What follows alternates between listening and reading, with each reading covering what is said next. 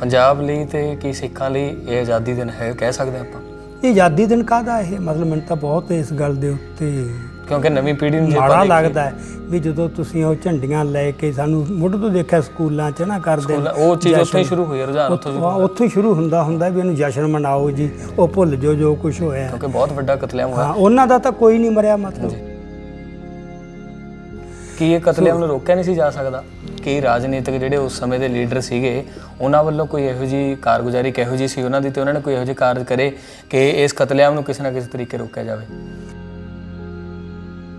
47 ਦੇ ਵਿੱਚ ਜਦੋਂ ਪਹਿਲਾਂ ਤਾਂ ਦੇਖੋ ਜਿਹੜੇ ਸਿੱਖ ਉਹਨਾਂ ਨੂੰ ਮੇਨ ਗੱਲ ਇਹ ਰਹੀ ਵੀ ਯਾਰ ਜੇ ਦੇਸ਼ ਦੀ ਵੰਡ ਹੁੰਦੀ ਹੈ ਤਾਂ ਇਸ ਵੰਡ ਦੇ ਵਿੱਚ ਮੁਸਲਮਾਨ ਪੰਜਾਬ 'ਚ ਮੈਜੋਰਟੀ 'ਚ ਹੈ ਜੀ, ਤੇ ਅਸੀਂ ਤਾਂ ਗੁਲਾਮ ਬਣ ਜਾਾਂਗੇ ਮੁਸਲਮਾਨ ਦੇ। ਇਹ ਨਹੀਂ ਸੀ ਉਹਨਾਂ ਤੋਂ ਹਜਮ ਹੁੰਦੀ ਕਿਸੇ ਵੀ ਰੂਪ। ਸਿੱਖ ਪਾਕਿਸਤਾਨ 'ਚ ਨਹੀਂ ਸੀ ਰਹਿ ਸਕਦੇ, ਮੁਸਲਮਾਨ ਇੱਥੇ ਨਹੀਂ ਸੀ ਰਹਿ ਸਕਦੇ। ਪਰ ਇਹ ਹੈ ਵੀ ਉਹ ਤਬਾਦਲਾ ਪੀਸਫੁਲੀ ਤੇ ਇੱਕ ਬੜੇ ਤਹਿਜੀਬ ਜਾਬਤਾ ਢੰਗ ਨਾਲ ਹੋ ਜਾਂਦਾ, ਇੰਨੀ ਗੱਲ ਹੀ ਸੀ, ਇਦੋਂ ਵੱਧ ਨਹੀਂ ਸੀ ਕਿ ਇੱਧਰੋਂ ਵੇਸਲੇ ਹੋ ਗਏ, ਉੱਧਰ ਵਿਰੋਧ ਜ਼ਿਆਦਾ ਵਧਾ ਲਿਆ। ਉਹਨਾਂ ਨਾਲ ਤਾਂ ਚੱਲਿਆ ਜਾਣਾ ਨਹੀਂ ਸੀ, ਤਾਂ ਸਭ ਨੂੰ ਪਤਾ ਜੀ। ਜਿਵੇਂ ਆਪਾਂ ਅੱਜ ਕਹੀਏ ਨਾ ਵੀ ਯਾਰ ਉਹਨਾਂ ਨਾਲ ਚਲੇ ਜਾਂਦੇ ਠੀਕ ਰਹਿੰਦੇ, ਇਹ ਨਹੀਂ ਸੀ ਗੱਲ।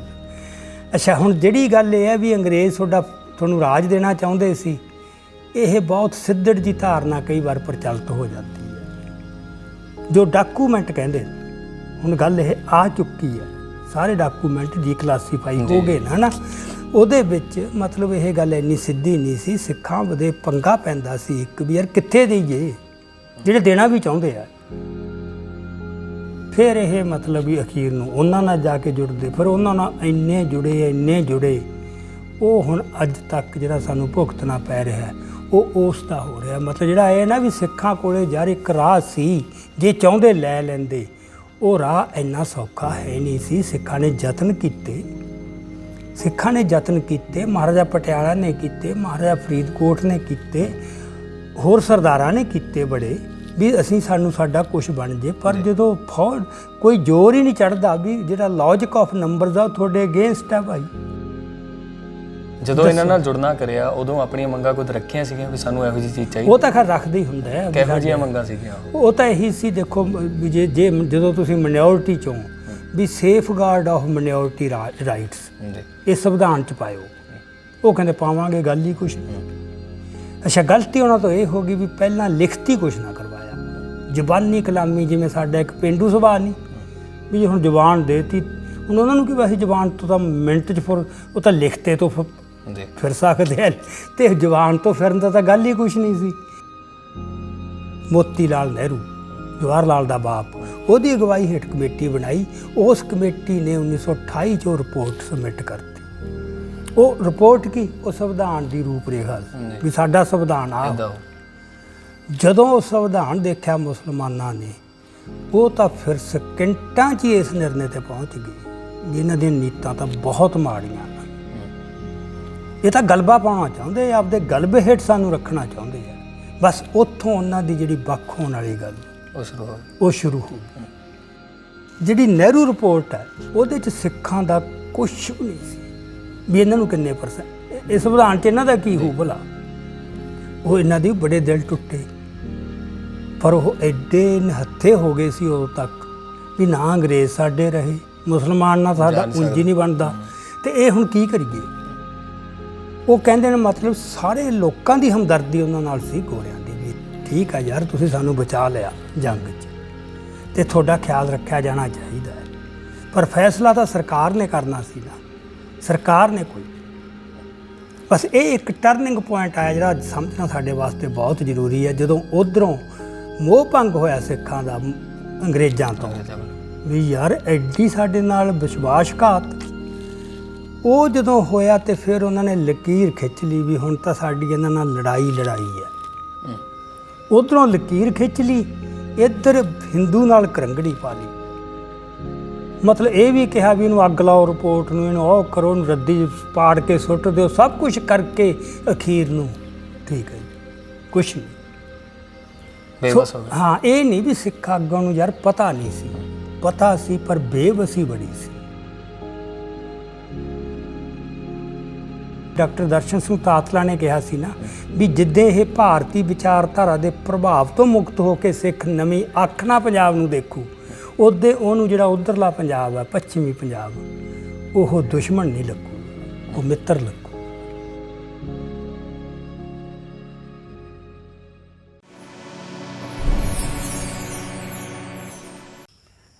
ਦ ਸਿੱਖ ਵਿਊ ਪੁਆਇੰਟ ਚੈਨਲ ਦੇਖ ਰਹੇ ਸਾਰੇ ਦਰਸ਼ਕਾਂ ਦਾ ਮੈਂ ਮੇਰ ਸਿੰਘ ਸਵਾਗਤ ਕਰਦਾ जी। वाहिगुरु जी का खालसा वाहिगुरु जी की फतेह।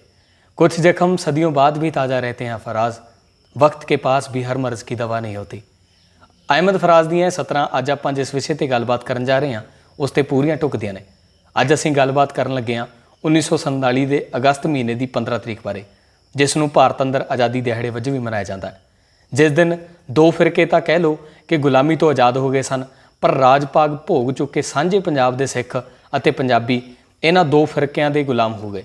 ਭਾਰਤ ਅਤੇ ਪਾਕਿਸਤਾਨ ਦੀ ਆਜ਼ਾਦੀ ਪੰਜਾਬ ਵਾਸੀਆਂ ਲਈ ਬਹੁਤ ਮਹਿੰਗੀ ਸਾਬਤ ਹੋਈ।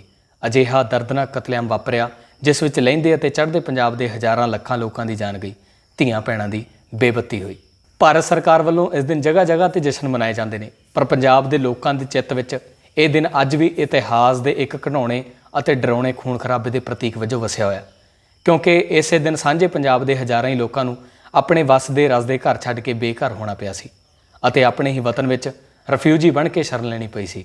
ਪੰਜਾਬ ਦੇ ਅਨੇਕਾਂ ਹੀ ਸੰਵੇਦਨਸ਼ੀਲ ਲੋਕਾਂ ਦੇ ਮਨਾਂ ਅੰਦਰ ਇਹ ਸਵਾਲ ਸਦਾ ਹੀ ਉੱਠਦੇ ਰਹਿੰਦੇ ਨੇ ਕਿ ਕੀ ਇਸ ਭਿਆਨਕ ਬਟਵਾਰੇ ਨੂੰ ਟਾਲਿਆ ਨਹੀਂ ਸੀ ਜਾ ਸਕਦਾ। ਦੋ ਕੌਮਾਂ ਨੂੰ ਤਾਂ ਆਪਣੀਆਂ ਮੰਗਾਂ ਅਨੁਸਾਰ ਉਹਨਾਂ ਦਾ ਘਰ ਜਿਹੜਾ ਜਾਂ ਕਹਿ ਲਓ ਖਿੱਤਾ ਉਹ ਦੇ ਦਿੱਤਾ ਗਿਆ, ਪਰ ਸਿੱਖ ਕੌਮ ਨੂੰ ਆਪਣਾ ਘਰ ਕਿਉਂ ਨਹੀਂ ਮਿਲਿਆ। ਹਰ ਵਾਰ ਦੀ ਤਰ੍ਹਾਂ ਇਸ ਅਤ ਜ਼ਰੂਰੀ ਵਿਸ਼ੇ ਦੇ ਉੱਤੇ ਗੱਲਬਾਤ ਕਰਨ ਲਈ ਸਾਡੇ ਨਾਲ ਮੌਜੂਦ ਨੇ ਸਿੱਖ ਰਾਜਨੀਤਿਕ ਵਿਸ਼ਲੇਸ਼ਕ ਸਰਦਾਰ ਅਜਮੇਰ ਸਿੰਘ ਜੀ। ਵਾਹਿਗੁਰੂ ਜੀ ਕਾ ਖਾਲਸਾ ਵਾਹਿਗੁਰੂ ਜੀ ਕੀ ਫਤਿਹ। ਬਾਪੂ ਜੀ, 15 ਅਗਸਤ ਜਿਸ ਨੂੰ ਕਿ ਭਾਰਤ ਦੇ ਅੰਦਰ ਆਜ਼ਾਦੀ ਦਿਹਾੜੇ ਵਜੋਂ ਮਨਾਉਂਦੇ ਨੇ, ਕੀ ਇਹ ਪੰਜਾਬ ਦੇ ਲਈ ਵੀ ਆਜ਼ਾਦੀ ਦਿਹਾੜਾ ਸੀ? ਤੇ ਇਹ ਜਿਹੜੀ ਵੰਡ ਹੋਈ ਹੈ ਇਸ ਦੇ ਪਿੱਛੇ ਦੇ ਕਾਰਨ ਕੀ ਰਹੇ ਨੇ? ਕਿ ਇਸ ਦੀਆਂ ਤਿਆਰੀਆਂ ਬਹੁਤ ਪਹਿਲਾਂ ਤੋਂ ਚੱਲਦੀਆਂ ਸਨ? ਦੇਖੋ, ਜੇ ਇਹਦੇ ਕਾਰਨ ਲੱਭਣੇ ਆ ਨਾ ਫਿਰ ਤਾਂ ਸਾਨੂੰ ਕਾਫੀ ਪਿੱਛੇ ਜਾਣਾ ਪਊ। ਹਾਂਜੀ, ਕਿਉਂਕਿ ਜੋ ਕੁਝ ਹੋ ਗਿਆ ਉਹ ਕੁਝ ਸਾਲਾਂ 'ਚ ਨਹੀਂ ਹੋਇਆ ਜੀ, ਉਹਦੇ ਸਾਨੂੰ ਥੋੜ੍ਹਾ ਜਿਹਾ ਪਿੱਛੇ ਜਾਣਾ ਪਊ। ਉਹਦੇ 'ਚ ਮੈਂ ਬਹੁਤਾ ਵਿਸਥਾਰ 'ਚ ਤਾਂ ਨਹੀਂ ਇੱਥੇ ਜਾਂਦਾ, ਪਰ ਕੁਛ ਕੁ ਨੁਕਤੇ ਜਿਹੜੇ ਤੁਹਾਡੇ ਨਾਲ ਸਾਂਝੇ ਕਰਦਾ ਕਿ ਜਦੋਂ ਸਮਝ ਲਓ ਅੰਗਰੇਜ਼ਾਂ ਨੇ ਆ ਕੇ ਹਿੰਦੁਸਤਾਨ 'ਤੇ ਕਬਜ਼ਾ ਕਰ ਲਿਆ 1757 'ਚ ਪਲਾਸੀ ਦੀ ਲੜਾਈ ਨਾਲ, ਇਹ ਕਹਿ ਲਓ ਵੀ ਸਾਰਾ ਹਿੰਦੁਸਤਾਨ ਪੰਜਾਬ ਨੂੰ ਛੱਡ ਕੇ ਉਹ ਉਹਨਾਂ ਦੇ ਕੰਟਰੋਲ ਹੇਠ ਆ ਗਿਆ ਸੀ। ਈਸਟ ਇੰਡੀਆ ਕੰਪਨੀ ਦੇ, ਇੱਕ ਕੰਪਨੀ ਨਹੀਂ ਸਾਰਾ ਦੇਸ਼ ਜਿੱਤ ਲਿਆ ਸੀਗਾ ਦੈਟ ਵੀ, ਹੈ ਨਾ। ਉਹ ਠੀਕ ਹੈ, ਉਹਦੇ ਪਿੱਛੇ ਅੰਪਾਇਰ ਖੜਾ ਸੀਗਾ ਬ੍ਰਿਟਿਸ਼।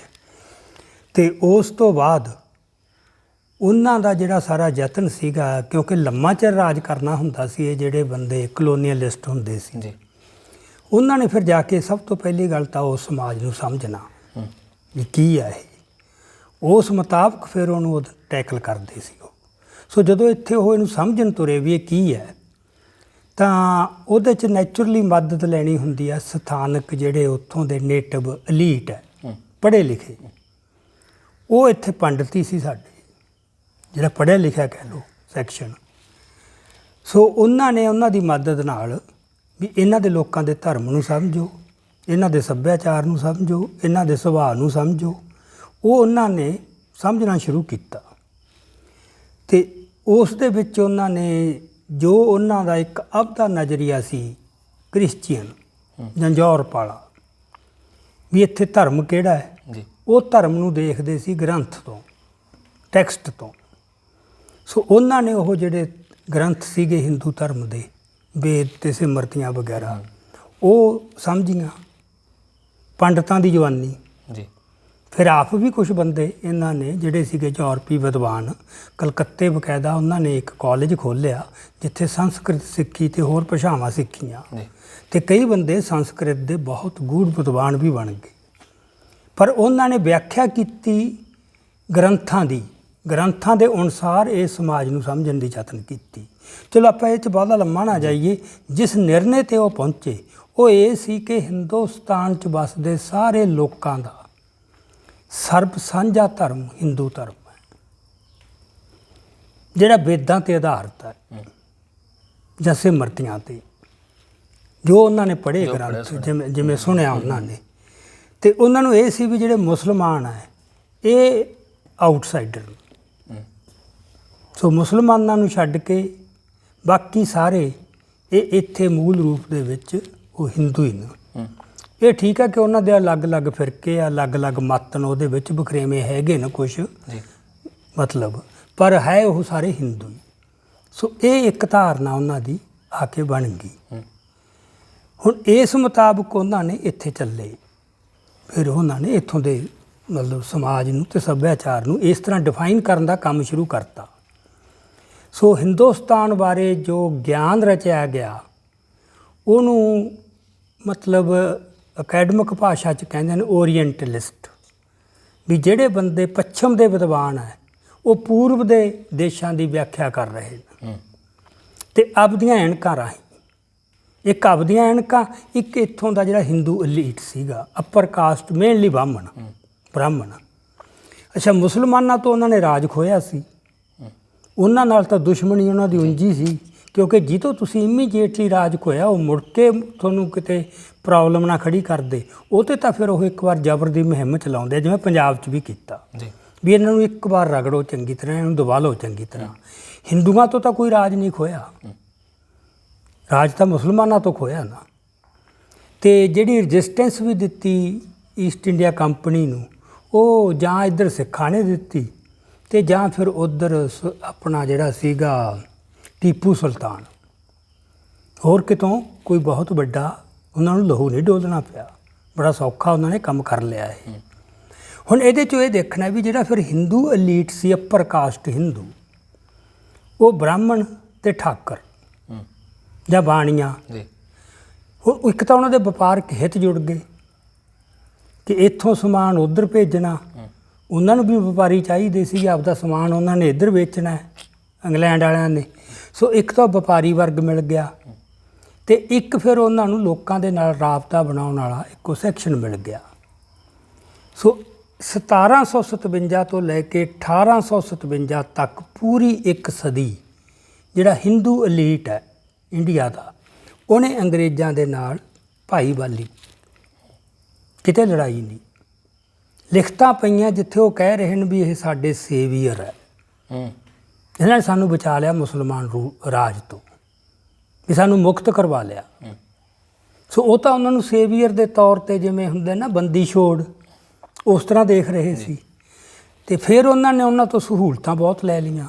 ਐਜੂਕੇਸ਼ਨ, ਅੰਗਰੇਜ਼ਾਂ ਨੂੰ ਲੋੜ ਸੀ ਵੀ ਇੱਥੋਂ ਦਾ ਇੱਕ ਪੈਦਾ ਕੀਤਾ ਜਾਵੇ ਸੈਕਸ਼ਨ ਪੜ੍ਹਿਆ ਲਿਖਿਆ ਜਿਹੜਾ ਐਡਮਿਨਿਸਟ੍ਰੇਸ਼ਨ ਚਲਾਵੇ, ਕਿਉਂਕਿ ਇਕੱਲੇ ਹੁਣ ਅੰਗਰੇਜ਼ ਇਹ ਤਾਂ ਨਹੀਂ ਵੀ ਉੱਥੋਂ ਕਲਰਕ ਵੀ ਉੱਥੋਂ ਢੋਣਗੇ ਅਤੇ ਪਟਵਾਰੀ ਵੀ ਉੱਥੋਂ ਢੋਣਗੇ। ਸੋ ਉਹ ਉੱਪਰਲੇ ਜਿਹੜੇ ਹੈਗੇ ਐਡਮਿਨਿਸਟ੍ਰੇਟਰ ਉਹ ਆਪ ਹੋਣਗੇ, ਥੱਲੇ ਆਮਲਾ ਫੈਲਾ ਸਾਰਾ ਇੱਥੋਂ ਭਰਤੀ ਕਰਨਾ ਹੈ। ਉਹਦੇ ਵਾਸਤੇ ਪੜ੍ਹਾਈ ਜ਼ਰੂਰੀ ਹੈ, ਟ੍ਰੇਨਿੰਗ ਜ਼ਰੂਰੀ ਹੈ। ਉਹ ਬੰਦੇ ਉਹਨਾਂ ਨੇ ਟ੍ਰੇਨਡ ਕਰ ਲਏ, ਉਹ ਟ੍ਰੇਨਡ ਉਹੀ ਕੀਤੇ ਜਿਹੜਾ ਹਿੰਦੂ ਅੱਪਰ ਕਾਸਟ ਹੈ। ਸੋ ਦੂਜੇ ਜਿਹੜੇ ਸੈਕਸ਼ਨ ਉਹ ਮਾਰਜਨਲਾਈਜ਼ ਹੋ ਗਏ, ਰਿਲੀਜੀਅਸ ਮਾਈਨੋਰਟੀਜ਼ ਵੀ ਅਤੇ ਜਿਹੜੇ ਦਲਿਤ ਆ ਉਹ ਵੀ। ਅਤੇ ਹਿੰਦੂ ਐਲੀਟ ਨੇ ਜੋ ਖੱਟਿਆ ਬੜਾ। ਸੋ ਇੱਕ ਸਦੀ ਉਹਦੇ ਨਾਲ ਕੋਲੈਬੋਰੇਸ਼ਨ 'ਚੋਂ ਉਹਨਾਂ ਨੇ ਬਹੁਤ ਕੁਛ ਪ੍ਰਾਪਤੀਆਂ ਕਰ ਲਈਆਂ। ਉਹ ਪ੍ਰਾਪਤੀਆਂ ਤੋਂ ਬਾਅਦ ਫਿਰ ਜਦੋਂ ਉਹਨਾਂ ਨੇ ਉਹਨਾਂ ਦੇ ਖਿਲਾਫ ਲੜਨ ਦਾ ਪ੍ਰੋਗਰਾਮ ਬਣਾਇਆ, ਉਹ ਇੱਕ ਸਦੀ ਤੋਂ ਵੀ ਵੱਧ ਸਮਾਂ ਲੰਘ ਕੇ ਫੇਰ ਬਣਾਇਆ, ਜਦੋਂ ਉਹਨਾਂ ਨੂੰ ਲੱਗਿਆ ਕਿ ਹੁਣ ਅਸੀਂ ਸਟਰੋਂਗ ਇਨਫ ਹੋ ਗਏ ਹਾਂ। ਅਤੇ ਇੱਕ ਉਹਨਾਂ ਕੋਲ ਆਈਡੀਆ ਆ ਗਿਆ। ਆਹ ਗੱਲ ਹੈ ਜਿਹੜੀ ਇੱਥੋਂ ਦੀ ਆਪਣੀ ਵੰਡ ਨੂੰ ਸਮਝਣ ਵਾਸਤੇ ਨਾ ਜਿੱਥੇ ਘੁੰਡੀ ਹੈ, ਕਿ ਆਈਡੀਆ ਜਿਹੜਾ ਹੈਗਾ ਨਾ ਵੀ ਰਾਜ ਕਰਨ ਵਾਸਤੇ ਤੁਹਾਡੇ ਕੋਲੇ ਕੋਈ ਉਹਦਾ ਆਧਾਰ ਕੀ ਹੈ, ਲੈਜੀਟੀਮੇਸੀ ਰਾਜ ਦੀ। ਹੁਣ ਜਿਹੜਾ ਮੱਧ ਯੁੱਗ ਸੀ ਉਹਦੇ 'ਚ ਤਾਂ ਇਹ ਸੀ ਵੀ ਰਾਜਾ ਇਦੂ ਗਾਹਾਂ ਕੀ ਜਿੰਨੀ ਉਹਦੀ ਤਾਕਤ ਹੈ ਜਿੱਥੋਂ ਤੱਕ ਮਰਜ਼ੀ ਰਾਜ ਲੈ ਜੇ। ਹੁਣ ਜਦੋਂ ਇੱਥੇ ਤੁਸੀਂ ਕਿਸੇ ਖਿੱਤੇ 'ਤੇ ਰਾਜ ਕਰਨਾ ਨਾ, ਉਹ ਦਾਅਵਾ ਜਤਾਉਣਾ ਪਊ ਵੀ ਅਸੀਂ ਕਿਉਂ ਦਾਅਵੇਦਾਰ ਹਾਂ। ਸੋ ਹਿੰਦੂ ਐਲੀਟ ਨੇ ਜਿਹੜਾ ਦਾਅਵਾ ਫਿਰ ਲਿਆਂਦਾ, ਉਹਨਾਂ ਨੇ ਇਹ ਲਿਆਂਦਾ ਪੱਛਮ ਦੀ ਤਰਜ਼ 'ਤੇ, ਕਿਉਂਕਿ ਪੱਛਮ ਦੇ ਵਿੱਚ ਜਿਹੜੇ ਰਾਜ ਬਣੇ ਸੀ ਉਹ ਕੌਮੀ ਪਛਾਣਾਂ ਦੇ ਆਧਾਰ 'ਤੇ ਬਣੇ ਸੀ ਯੂਰਪ ਦੇ ਵਿੱਚ। ਸੋ ਉਹਨਾਂ ਨੇ ਫਿਰ ਇਹ ਹਿੰਦੁਸਤਾਨ ਦੀ ਵਿਆਖਿਆ ਇਸ ਤਰ੍ਹਾਂ ਸ਼ੁਰੂ ਕਰਤੀ ਵੀ ਅਸੀਂ ਜਿਵੇਂ ਪਹਿਲਾਂ ਉਹਨਾਂ ਨੇ ਕੀਤਾ ਨਾ ਵੀ ਸਰਬ ਸਾਂਝਾ ਧਰਮ ਹਿੰਦੂ ਹੈ, ਫਿਰ ਉਹਨਾਂ ਨੇ ਕਿਹਾ ਸਰਬ ਸਾਂਝੀ ਪਛਾਣ ਹਿੰਦੂ ਹੈ। ਤਾਂ ਹਿੰਦੂ ਨਹੀਂ, ਭਾਰਤੀ, ਕਿਉਂਕਿ ਸਰਬ ਸਾਂਝਾ ਧਰਮ 'ਚੋਂ ਤਾਂ ਮੁਸਲਮਾਨ ਬਾਹਰ ਰਹਿ ਜਾਂਦੇ ਸੀ ਜਾਂ ਈਸਾਈ ਬਾਹਰ ਰਹਿ ਜਾਂਦੇ ਸੀ, ਸਿੱਖਾਂ ਨੂੰ ਤਾਂ ਉਹ ਖਰਾਬ ਦਾ ਅੰਗ ਹੀ ਸਮਝਦੇ ਸੀ, ਪਰ ਉਹਦੇ 'ਚ ਉਹ ਬਾਹਰ। ਫਿਰ ਉਹਨਾਂ ਨੇ ਲਿਆਂਦਾ ਵੀ ਭਾਰਤੀ ਜਿਹੜੀ ਪਛਾਣ ਹੈ ਉਹ ਸਰਬ ਸਾਂਝੀ ਹੈ, ਧਰਮ ਕਿਸੇ ਦਾ ਕੋਈ ਵੀ ਹੋਵੇ। ਸੋ ਉਹ ਜਿਹੜਾ ਆਈਡੀਆ ਨਾ ਇੱਕ ਵੀ ਇਹ ਜਿਹੜਾ ਭਾਰਤੀ ਪਛਾਣ ਦੀ ਸਾਂਝ ਤੇ ਇਹਦਾ ਜਿਹੜਾ ਹੈਗਾ ਜਗਰਾਫੀਕਲ ਏਰੀਆ ਵੀ ਇਹ ਕੁਦਰਤ ਵੱਲੋਂ ਹੀ ਆਦਿ ਕਾਲ ਤੋਂ ਹੀ ਇਹ ਬਖਸ਼ਿਆ ਹੋਇਆ ਹੈ, ਅਖੰਡ ਭਾਰਤ। ਤੇ ਉਹ ਫਿਰ ਮਿੱਥ ਸਿਰਜਤੇ ਹੌਲੀ ਹੌਲੀ ਵੀ ਜਿਵੇਂ ਇਹ ਐਂ ਰਿਹਾ ਹੁੰਦਾ ਹੈ। ਹਾਲਾਂਕਿ ਤੁਸੀਂ ਦੇਖ ਲਓ ਵੀ ਜਿਹੜਾ ਚੰਦਰਗੁਪਤ ਮੌਰੀਆ ਦਾ ਸਾਮਰਾਜ ਜਿਹਨੂੰ ਕਹਿੰਦੇ ਨੇ, ਜਿਹਨੂੰ ਅਸ਼ੋਕ ਦਾ ਸਾਮਰਾਜ ਕਹਿੰਦੇ ਨੇ, ਤੁਸੀਂ ਉਹਦੇ ਪੋਲੀਟੀਕਲ ਨਕਸ਼ੇ ਦੇਖੋ, ਉਹ ਕਿੰਨੇ ਕੁ ਹਿੱਸੇ 'ਤੇ ਰਾਜ ਕਰਦੇ ਸੀ। ਸੋ ਅੰਗਰੇਜ਼ਾਂ ਦੇ ਆਉਣ ਤੋਂ ਪਹਿਲਾਂ ਭਾਰਤ ਐਜ਼ ਸੱਚ ਕਦੇ ਵੀ ਇੱਕ ਯੂਨਿਟ ਨਹੀਂ ਸੀ ਪੋਲੀਟੀਕਲ। ਅੰਗਰੇਜ਼ ਈਵਨ ਮੁਗਲਾਂ ਵੇਲੇ ਵੀ ਬਹੁਤ ਕੁਝ ਬਾਹਰ ਸੀਗਾ ਤੋਂ। ਇਹ ਤਾਂ ਇਹਨਾਂ ਨੇ ਕੀਤਾ ਜਦੋਂ ਬਰਮਾ ਤੱਕ, ਲੰਕਾ ਤੱਕ ਸਭ ਕੁਝ ਵਿੱਚੇ ਲਿਆ ਕੇ ਉਹਨੂੰ ਇਹਨਾਂ ਨੇ ਭਾਰਤ ਦਾ ਨਾਮ ਦਿੱਤਾ, ਮਤਲਬ ਇੰਡੀਆ ਦਾ। ਸੋ ਇਹ ਫਿਰ ਹਿੰਦੂਆਂ ਨੂੰ ਮਤਲਬ ਇਹ ਇੱਕ ਆਈਡੀਆ ਆ ਗਿਆ ਜਿਹਨੂੰ ਆਈਡੀਆ ਆਫ ਇੰਡੀਆ ਕਹਿੰਦੇ ਹਾਂ ਅਸੀਂ, ਵੀ ਇੰਡੀਆ ਕੀ ਹੈ ਉਹਨੂੰ ਡਿਫਾਈਨ ਕਰਤਾ ਵੀ ਇਹ ਇੰਡੀਆ ਜਿਹੜਾ ਇਹ ਸਰਬ ਸਾਂਝੀ ਪਛਾਣ ਹੈ ਇੱਥੇ ਵਸਦੇ ਲੋਕਾਂ ਦੀ। ਕਿਹੜੇ ਲੋਕਾਂ ਦੀ? ਜਿਹੜੇ ਉੱਧਰੋਂ ਮਤਲਬ ਤੁਸੀਂ ਕਹਿ ਲਓ ਵੀ ਕਸ਼ਮੀਰ ਤੋਂ ਪਰੇ ਜਿੱਥੋਂ ਤੱਕ ਬਾਰਡਰ ਜਾ ਅਫਗਾਨਿਸਤਾਨ ਤੋਂ ਲੈ ਕੇ ਇੱਧਰ ਕੰਨਿਆ ਕੁਮਾਰੀ ਤੱਕ, ਇਹ ਸਾਰੇ ਜਿੰਨੇ ਨੇ ਇਹਦੀ ਇੱਕ ਪਛਾਣ ਹੈ। ਸੋ ਇਹ ਉਹਨਾਂ ਨੇ ਆਈਡੀਆ ਪ੍ਰਚਲਿਤ ਕਰਤਾ ਤੇ ਅੰਗਰੇਜ਼ਾਂ ਨੂੰ ਵੀ ਇਹ ਜੱਚ ਗਿਆ ਕਿਉਂਕਿ ਉਹਨਾਂ ਦੀ ਖੁਦ ਸਮਝ ਇਹੀ ਸੀਗੀ। ਉਹਨਾਂ ਨੂੰ ਬਹੁਤੀ ਡਿਵਰਸਿਟੀ ਦੀ ਇੱਥੋਂ ਦੀ ਸਮਝ ਨਹੀਂ ਸੀ। ਜੇ ਡਿਵਰਸਿਟੀ ਵੀ ਉਹਨਾਂ ਨੇ ਦੇਖੀ, ਉਹਨਾਂ ਨੇ ਦੇਖਿਆ ਕਿ ਹੈ ਇਹ ਇੱਕ ਪਰ ਉਹਦੇ ਵਿੱਚ ਵਖਰੇਵੇਂ ਹੈ। ਹੁਣ ਇਹਦਾ ਬਹੁਤ ਫਰਕ ਹੈ। ਇੱਕ ਇਹ ਹੋਣਾ ਕਿ ਵੱਖ-ਵੱਖ ਇਕੱਠੇ ਹੁੰਦੇ ਨੇ, ਇੱਕ ਇਹ ਵੀ ਇੱਕ ਦੀ ਮੈਨੀਫੋਲਡ ਐਕਸਪ੍ਰੈਸ਼ਨ ਆਫ ਵਨ ਹੈ ਇੱਕ ਹੀ, ਪਰ ਉਹਦੇ ਵਿੱਚ ਵੱਖ-ਵੱਖ ਉਹਦੀਆਂ ਹੈਗੀਆਂ। ਉਹ ਵੀ ਹਿੰਦੂਆਂ 'ਚੋਂ ਹੀ ਦੇਖਦੇ ਸਾਰਾ ਕੁਝ, ਉਹ ਹਿੰਦੂਆਂ 'ਚ ਹੀ ਦੇਖਦੇ ਸੀਗੇ। ਮਤਲਬ ਜਿਹੜਾ ਇਹਨੂੰ ਇੰਡੀਅਨ ਜਿਹੜੀ ਯੂਨਿਟੀ ਹੈ ਨਾ, ਤੇ ਫਿਰ ਉਹ ਅਖੰਡ ਭਾਰਤ ਦਾ ਵੀ ਇਹ ਤਾਂ ਆਦਿ ਕਾਲ ਤੋਂ ਹੀ ਅਖੰਡ ਰਿਹਾ। ਇਹ ਤਾਂ ਕਦੇ ਮਤਲਬ ਇਹਦੇ ਪਿੱਛੇ ਦਾ ਕਾਰਨ ਵੀ ਫਿਰ ਇਹੀ ਰਹਿ ਗਿਆ, ਜੋ ਕੁਝ ਉਹਨਾਂ ਨੇ ਸੁਣਿਆ, ਸਮਝਿਆ, ਜਾਣਨ ਦੀ ਕੋਸ਼ਿਸ਼ ਕਰੀ, ਉਸ ਜੋ ਘੜਿਆ ਗਿਆ ਉਸ ਤਰੀਕੇ ਨਾਲ ਉਹਦੇ ਵਿੱਚ ਹੁਣ ਇਹਨਾਂ ਦੋਹਾਂ ਨੇ ਇੱਕ ਦੂਜੇ ਨੂੰ ਉਹ ਕੀਤਾ ਕੰਟਰੀਬਿਊਟ। ਜਿਹੜੇ ਵਿਦਵਾਨ ਸੀ ਪੱਛਮੀ, ਉਹਨਾਂ ਨੇ ਇਹਨਾਂ ਤੋਂ ਲਈ ਨੌਲੇਜ, ਗਾਹਾਂ ਫਿਰ ਉਹਨਾਂ ਨੇ ਜੋ ਵਰਤਾਈ ਉਹ ਇਹਨਾਂ ਨੂੰ ਸੂਟ ਬੜੀ ਰਾਸ ਆਈ ਇਹ। ਸੋ ਹੌਲੀ ਹੌਲੀ ਕੀ ਹੋਇਆ ਜਾਂ ਇਹ ਇੱਕ ਮਿੱਥ ਬਣ ਗਿਆ ਕਿ ਜਿਹੜਾ ਭਾਰਤ ਆ ਅਖੰਡ ਹੈ ਤੇ ਪਹਿਲਾਂ ਤੋਂ ਹੀ ਰਿਹਾ। ਹਾਲਾਂਕਿ ਇੱਥੇ ਕਿਹੜਾ ਭਾਰਤ ਸੀ, ਅੱਡ ਅੱਡ ਰਾਜਸ਼ਾਹੀਆਂ ਸੀਗੀਆਂ ਤੇ ਪੰਜਾਬ ਵਾਲਿਆਂ ਵਾਸਤੇ ਤਾਂ ਕਦੇ ਵੀ ਮਤਲਬ ਜੋ ਦੇਸ਼ ਸੀਗਾ ਉਹ ਪੰਜਾਬ ਹੀ ਸੀਗਾ। ਪ੍ਰੋਫੈਸਰ ਮੋਹਨ ਸਿੰਘ ਦੀ ਕਵਿਤਾ ਨਾ, ਵਾਗਾਂ ਛੱਡਦੇ ਹੰਝੂਆਂ ਵਾਲੀਏ ਨਹੀਂ ਟੁੱਟ ਪਏ ਨੇ ਬੈਰੀ ਪੰਜਾਬ ਉੱਤੇ, ਮੇਰੇ ਦੇਸ਼ ਤੇ ਬਣੀ ਭੀੜ ਭਾਰੀ। ਠੀਕ ਹੈ ਨਾ। ਸੋ ਉਹ ਉੱਥੇ ਦੇਸ਼ ਕੀ ਹੈ? ਪੰਜਾਬ ਹੈ। ਸੋ ਇਹਨਾਂ ਨੇ ਫਿਰ ਉਹ ਇੱਕ ਧਾਰਨਾ ਲਿਆਂਦੀ, ਉਸ ਧਾਰਨਾ ਨੂੰ ਉਹਨਾਂ ਨੇ ਪ੍ਰਵਾਨ ਕਰ ਲਿਆ, ਜਿਹਦੇ 'ਚੋਂ ਫਿਰ ਇੱਕ ਸਟੇਜ 'ਤੇ ਆ ਕੇ ਹਰ ਜਿਹੜਾ ਕਲੋਨੀਅਲਿਸਟ ਹੈ ਜਾਂ ਜਿਹੜਾ ਬਸਤੀਵਾਦੀ ਹਾਕਮ ਹੈ ਉਹਨੂੰ ਇਹ ਹੁੰਦਾ ਹੈ ਕਿ ਲੋਕਲ ਬੰਦਿਆਂ ਨੂੰ ਰਿਪਰਜੈਂਟੇਸ਼ਨ ਦਿਓ, ਈਵਨ ਪੋਲੀਟਿਕਸ 'ਚ ਅਧੀਨਗੀ 'ਚ ਰੱਖ ਕੇ ਅੰਸ਼ਕ ਜੀ, ਵੀ ਤਾਂ ਕਿ ਉਹ ਤੁਹਾਡਾ ਰਾਜ ਲੰਮਾ ਹੋ ਸਕੇ, ਉਹਦੀਆਂ ਜੜ੍ਹਾਂ ਲੱਗਣ ਕੁਛ। ਉਹਨਾਂ ਨੇ ਫਿਰ 1892 ਦੇ ਵਿੱਚ ਇੰਡੀਅਨ ਕਾਉਂਸਲਸ ਐਕਟ ਲਿਆਂਦਾ, ਜਿਹਦੇ ਵਿੱਚ ਇਹ ਸੀ ਵੀ ਵੋਟਾਂ ਰਾਹੀਂ ਕੁਛ ਨੁਮਾਇੰਦੇ ਹਿੰਦੁਸਤਾਨ ਦੇ ਵਿੱਚੋਂ ਹੀ ਚੁਣੇ ਜਾਣਗੇ, ਗਿਣਤੀ ਥੋੜ੍ਹੀ। ਜਿਹੜੇ ਵੋਟਾਂ ਪਾਉਣ ਵਾਲੇ ਸੀ ਉਹ ਵੀ ਸਾਰਿਆਂ ਨੂੰ ਵੋਟਾਂ ਦਾ ਅਧਿਕਾਰ ਨਹੀਂ ਸੀ। ਉਹਦੇ 'ਚ ਵੀ ਉਹਨਾਂ ਨੇ ਇੱਕ ਰੱਖਤਾ ਸੀ ਕ੍ਰਾਈਟੇਰੀਆ ਕਿ ਪੜ੍ਹਿਆ ਲਿਖਿਆ ਹੋਵੇ, ਜਾਇਦਾਦ ਹੋਵੇ, ਮਤਲਬ ਇੱਕ ਉਹਦਾ ਸਟੇਟਸ ਬਣਦਾ ਹੋਵੇ। ਜਦੋਂ ਪਹਿਲਾਂ ਸ਼ੁਰੂ ਕੀਤਾ ਇਹਨਾਂ ਨੇ। ਅੱਛਾ, ਜਦੋਂ ਉਹ ਐਕਟ ਲਿਆਂਦਾ ਇਹਨਾਂ ਨੇ 1892 ਦੇ ਵਿੱਚ, ਤਾਂ ਮੁਸਲਮਾਨਾਂ 'ਚ ਬੜਾ ਤਿੱਖਾ ਪ੍ਰਤੀਕਰਮ ਹੋਇਆ। ਮੁਸਲਮਾਨਾਂ ਨੂੰ ਇਹ ਲੱਗਿਆ ਵੀ ਜੇ ਹਿੰਦੁਸਤਾਨ ਨੂੰ ਇਸ ਤਰ੍ਹਾਂ ਹੀ ਦੇਖਣਾ ਵੀ ਇਹ ਤਾਂ ਜਿਵੇਂ ਇੱਕੋ ਹੀ ਧਰਮ, ਇੱਕੋ ਹੀ ਸੱਭਿਆਚਾਰ, ਇੱਕੋ ਹੀ ਪਛਾਣ, ਬਿਲਕੁਲ, ਤੇ ਇੱਥੇ ਤਾਂ ਫਿਰ ਮੈਜੋਰਟੀ ਤਾਂ ਉਹਨਾਂ ਦੀ ਬਹੁਤ ਓਵਰਵੈਲਮਿੰਗ ਹੈ ਹਿੰਦੂਆਂ ਦੀ, ਤੇ ਇਹ ਵੋਟਾਂ ਵਾਲੇ ਚੱਕਰ 'ਚ ਤੇ ਸਾਡਾ ਕੀ ਵੱਟਿਆ ਜਾਊ ਵੀ ਅਸੀਂ ਤਾਂ ਬਿਲਕੁਲ ਹਾਸ਼ੀਏ 'ਤੇ ਧੱਕੇ ਜਾਵਾਂਗੇ। ਇਹ ਉਹਨਾਂ ਨੂੰ ਇੱਕਦਮ ਖੜਕ ਗਈ। ਇਸ ਤੋਂ ਫਿਰ ਉਹਨਾਂ ਨੇ ਉਹਦਾ ਮਤਲਬ ਪ੍ਰਤੀਕਰਮ ਵੀ ਭਾਈ ਇਹ ਸਾਡੇ ਨਾਲ ਬਹੁਤ ਧੱਕਾ ਹੈ ਅਤੇ ਸਾਡੇ ਹਿੱਤਾਂ ਦਾ ਖਿਆਲ ਰੱਖਿਆ ਜਾਵੇ। ਅਤੇ ਉਹਨਾਂ ਨੇ ਮੰਗ ਇਹ ਕਰਤੀ ਵੀ ਸਾਨੂੰ ਸਾਡੀ ਆਬਾਦੀ ਦੇ ਹਿਸਾਬ ਨਾਲ ਸਾਡੀਆਂ ਸੀਟਾਂ ਰਾਖਵੀਆਂ ਕਰੋ ਅਲੱਗ। ਮੁਸਲਮਾਨਾਂ ਦੀ ਅਗਵਾਈ ਕੌਣ ਕਰਦਾ ਸੀ ਉਸ ਨੂੰ? ਉਸ ਮੌਕੇ ਤਾਂ ਆਗਾ ਖਾਨ ਸੀ ਆਪਣਾ ਪਹਿਲਾਂ ਤਾਂ ਮਤਲਬ, ਜਾਂ ਹੋਰ ਕੁਝ ਬੰਦੇ ਸੀਗੇ। ਇਹ ਫਿਰ ਜਨਾਬ ਹੋਰੀ ਬਾਅਦ 'ਚ ਆਏ ਨੇ। ਅੱਛਾ, ਜਨਾਬ ਹੋਰੀ ਬਾਅਦ 'ਚ। ਉਹਨਾਂ ਦੇ ਬੜੇ ਤਕੜੇ ਇੰਟਲੈਕਚੁਅਲ, ਕਿਉਂਕਿ ਉਹ ਵੀ ਪੜ੍ਹ ਲਿਖ ਗਏ ਸੀ ਬੰਦੇ, ਬਹੁਤ ਜ਼ਿਆਦਾ ਬੜੇ ਲਾਇਕ ਬੰਦੇ ਸੀ ਉਹਨਾਂ ਦੇ। ਉਹਨਾਂ ਨੇ ਫਿਰ ਆ ਕੇ ਮਤਲਬ ਇਹ ਗੱਲ ਲਿਆਂਦੀ ਵੀ ਸਾਨੂੰ ਤਾਂ ਸਾਡੇ ਹਿੱਤ ਤਾਂ ਇੱਥੇ ਸੁਰੱਖਿਅਤ ਰਹਿ ਸਕਦੇ ਆ ਨਹੀਂ ਤਾਂ ਇਹ ਹਿੰਦੂ ਨੇ ਸਾਨੂੰ ਮਤਲਬ ਬਿਲਕੁਲ ਦੱਬ ਲੈਣਾ ਹੈ। ਕਿਉਂਕਿ ਉਹਨਾਂ ਨੇ ਰਾਜ ਕੀਤਾ ਹੋਇਆ ਸੀ, ਉਹਨਾਂ 'ਚੋਂ ਸੀਗਾ ਆਪਦਾ ਕੁਝ ਬਚਾ ਕੇ, ਇੱਕ ਧਾਰਮਿਕ ਜਜ਼ਬਾ ਹੀ ਬਹੁਤ ਮੁਸਲਮਾਨ ਦੇ ਵਿੱਚ ਆਪਾਂ ਨੂੰ ਪਤਾ ਹੀ ਹੈ ਨਾ। ਤੇ ਉਹਨਾਂ ਨੇ ਫਿਰ ਇਹ ਰੱਖਿਆ ਵੀ ਸਾਨੂੰ ਨਾ ਸਾਡੀਆਂ ਸੀਟਾਂ ਰਾਖਵੀਆਂ ਕਰੋ, ਤੇ ਉਹ ਸੀਟਾਂ ਹੋਣ ਜਿੱਥੇ ਮੁਸਲਮਾਨ ਹੀ ਮੁਸਲਮਾਨਾਂ ਨੂੰ ਚੁਣਨ, ਉਹ 'ਚ ਹਿੰਦੂ ਨਾ ਕੋਈ ਹੋਵੇ, ਤਾਂ ਹੀ ਉਹ ਸਾਡੇ ਬੰਦੇ ਚੁਣੇ ਜਾ ਸਕਣਗੇ। ਸੋ ਇਹ ਪ੍ਰਤੀਕਰਮ ਜਦੋਂ ਉਹਨਾਂ 'ਚ ਹੋਇਆ, ਇਹ ਗੱਲ ਉਹਨਾਂ ਨੇ ਅੰਗਰੇਜ਼ਾਂ ਤੋਂ ਅਖੀਰ ਨੂੰ ਮਨਵਾ ਲਈ। ਇਹ ਗੱਲ ਸਿੱਖਾਂ 'ਚ ਨਹੀਂ ਉੱਠੀ? ਉਹ ਆਪਾਂ ਬਾਅਦ 'ਚ ਕਰਦੇ ਹਾਂ, ਸਿੱਖਾਂ 'ਚ ਕਦੋਂ ਉੱਠੀ ਤੇ ਕਿਵੇਂ ਉੱਠੀ। ਪਹਿਲਾਂ ਇਹ ਅੰਗਰੇਜ਼ ਜਿਹੜਾ ਪਿਆ ਨਾ ਇਹ ਮੁਸਲਮਾਨਾਂ ਨਾਲ ਪੰਗਾ, ਤੇ ਉਹਦੇ 'ਚ ਫਿਰ ਇੱਕ ਸਟੇਜ ਤੇ ਜਾ ਕੇ 1909 ਵਿੱਚ ਉਹਨਾਂ ਨੇ ਉਸ ਐਕਟ ਨੂੰ 1892 ਨੂੰ ਹੋਰ ਸੋਧ ਲਿਆ, ਉਹ ਘੇਰਾ ਹੋਰ ਵਧਾਇਆ ਵੀ ਬੰਦੇ ਹੋਰ ਲਓ ਤੁਸੀਂ ਜਿੰਨੇ ਕੁ ਨਾਲ ਜੋੜੇ ਜਾ ਸਕਦੇ ਆ, ਕੋਲੈਬੋਰੇਟਰ ਬਣਾਉਣੇ ਨਾ ਆਪਦੇ ਸਹਾਇਕ ਬੰਦੇ। ਤੇ ਉਹ ਚੋਣਾਂ ਹੋਈਆਂ ਸਭ ਤੋਂ ਪਹਿਲਾਂ ਹਿੰਦੁਸਤਾਨ 'ਚ ਹਿਸਟਰੀ 'ਚ 1909 ਦੇ ਵਿੱਚ, ਤੇ ਉਹਦੇ 'ਚ ਮੁਸਲਮਾਨਾਂ ਨੇ ਆਪਦੇ ਠੀਕ ਨੁਮਾਇੰਦੇ ਚੁਣ ਲਏ ਤੇ ਦਿਖਾਤਾ ਵੀ ਇਸ ਤਰ੍ਹਾਂ ਆਪਦੇ ਹਿੱਤਾਂ ਦੀ ਰੱਖਿਆ ਕੀਤੀ ਜਾ ਸਕਦੀ ਹੈ। ਉਸ ਤੋਂ ਬਾਅਦ ਕਾਂਗਰਸ ਨੂੰ ਫਿਰ ਇਹ ਲੱਗਿਆ ਵੀ ਇਹ ਤਾਂ ਹੁਣ, ਜਾਂ ਹਿੰਦੂ ਨੂੰ ਇਹ ਲੱਗਿਆ ਵੀ ਇਹਨਾਂ ਨੂੰ ਹੁਣ ਇਹ ਤਾਂ ਡਿਨਾਈ ਤਾਂ ਕੀਤਾ ਨਹੀਂ ਜਾ ਸਕਦਾ, ਕਿਉਂਕਿ ਇਹ ਤਾਂ ਹੁਣ ਜਥੇਬੰਦ ਹੋ ਗਏ, ਜਿਹਨਾਂ 'ਚ ਅਵੇਅਰਨੈਸ ਆ ਗਈ।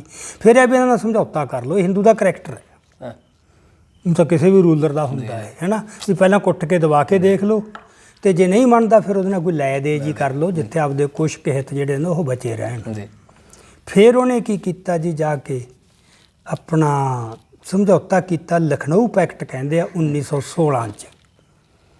ਕਾਂਗਰਸ ਤੇ ਮੁਸਲਿਮ ਲੀਗ ਨੇ ਆਪਦੀ ਮਿਥ ਲਿਆ ਵੀ ਇੰਨੀਆਂ ਤੁਹਾਡੀਆਂ ਇੰਨੀਆਂ ਸਾਡੀਆਂ, ਪਰਸੈਂਟੇਜ ਮਿਥ ਲਈ ਵੀ ਇੰਨੀਆਂ ਸੀਟਾਂ ਰਾਖਵੀਆਂ ਹੋਣਗੀਆਂ, ਤੁਸੀਂ ਸਾਡੀਆਂ ਮੰਨੋ। ਉਹ ਮੰਨ ਗਏ। ਹੁਣ ਉਸ ਦੇ ਵਿੱਚ ਲਖਨਊ ਪੈਕਟ 'ਚ ਸਿੱਖਾਂ ਬਾਰੇ ਚਰਚਾ ਵੀ ਨਹੀਂ ਹੋਈ, ਵੀ ਚੱਲ ਚਰਚਾ ਕਰਕੇ ਰਿਜੈਕਟ ਕਰ ਦਿੰਦੇ, ਮਤਲਬ ਗੱਲ ਵੀ ਨਹੀਂ ਛਿੜੀ। ਸਿੱਖਾਂ ਨੂੰ ਇਹ ਬਹੁਤ ਧੱਕਾ ਲੱਗਿਆ ਵੀ ਯਾਰ ਅਸੀਂ ਕਿਸੇ ਗਿਣਤੀ 'ਚ ਨਹੀਂ, ਵੀ ਚਰਚਾ 'ਚ ਵੀ ਨਾ ਆਈਏ, ਚਲੋ ਮੁੜ ਕੇ ਰੱਦ ਕਰ ਦੇਣ। ਇਸ 'ਤੇ ਫਿਰ ਉਹਨਾਂ ਨੇ ਬੜਾ ਤਿੱਖਾ ਪ੍ਰਤੀਕਰਮ ਕੀਤਾ। ਚੀਫ ਖਾਲਸਾ ਦੀਵਾਨ ਨੇ ਲੈਫਟੀਨੈਂਟ ਗਵਰਨਰ ਨੂੰ ਮੈਮੋਰੈਂਡਮ ਦਿੱਤਾ, ਮਹਾਰਾਜਾ ਪਟਿਆਲਾ ਨੇ ਵੀ ਜਾ ਕੇ ਬੜਾ ਸਟਰੋਂਗ ਸਿੱਖਾਂ ਦਾ ਕੇਸ ਰੱਖਿਆ। ਸੋ ਇਹਦੇ 'ਚ ਮੈਂ ਇੱਕ ਤਾਂ ਗੱਲ ਇਹ ਸਾਫ਼ ਕਰਨੀ ਚਾਹੁੰਦਾ, ਸਾਨੂੰ ਜਿਸ ਕਿਸਮ ਦਾ ਇਤਿਹਾਸ ਵਰਤਾਇਆ ਜਾਂਦਾ ਨਾ, ਉਹਦੇ 'ਚ ਮਤਲਬ ਕਈ ਵਾਰ ਇਹ ਹੈ ਵੀ ਜਾਂ ਸਿੱਖ ਆਗੂਆਂ ਤਾਂ ਕੁਛ ਵੀ ਨਹੀਂ ਕੀਤਾ, ਹਾਂ ਵੀ ਪਤਾ ਹੀ ਨਹੀਂ ਸੀ। ਮੈਂ ਆਪਾਂ ਅੱਜ ਦੀ ਗੱਲਬਾਤ 'ਚ ਇਹ ਦੇਖਣਾ ਵੀ ਇਹਨਾਂ ਦੀ ਹਾਲਤ ਕੀ ਸੀ, ਪਤਾ ਹੋਣ ਦੇ ਬਾਵਜੂਦ ਕਿਵੇਂ ਫੌ ਨਹੀਂ ਸੀ ਪੈਂਦਾ, ਪੁੱਗਦੀ ਨਹੀਂ ਸੀ, ਗਿਣਤੀ ਵਾਲੀ ਛੋਟੀ ਸੀ। ਤੇ ਜਿਹੜਾ ਆਪਾਂ ਨੂੰ ਇਹ ਬਣ ਗਿਆ ਵੀ ਜਿਹੜੇ ਰਜਵਾੜੇ ਨੇ, ਰਾਜੇ ਮਹਾਰਾਜੇ ਆ ਵੀ ਉਹ ਤਾਂ ਬਿਲਕੁਲ ਵਿਕੇ ਹੋਏ ਸੀ, ਇਹੀ ਜੀ ਕੋਈ ਗੱਲ ਨਹੀਂ, ਉਹਨਾਂ 'ਚ ਵੀ ਸਿੱਖੀ ਸੀ, ਰਾਜਿਆਂ 'ਚ ਵੀ ਸਿੱਖੀ ਸੀ, ਚੀਫ ਖਾਲਸਾ ਦੀਵਾਨ ਦੇ ਵਿੱਚ ਸਿੱਖੀ ਸੀ। ਉਹਨਾਂ ਨੇ ਉਹ ਮਤਲਬ ਯਾਦ ਪੱਤਰ ਦਿੱਤਾ ਵੀ ਭਾਈ ਸਾਡੇ ਹਿੱਤਾਂ ਦੀ ਰੱਖਿਆ ਕਰੋ। ਸੋ ਇਹ ਪਹਿਲੀ ਵਾਰ ਫਿਰ ਸਿੱਖਾਂ ਦੇ ਵਿੱਚ ਗੱਲ ਉੱਠੀ ਵੀ ਸਾਡਾ ਵੀ ਖਿਆਲ ਰੱਖੋ।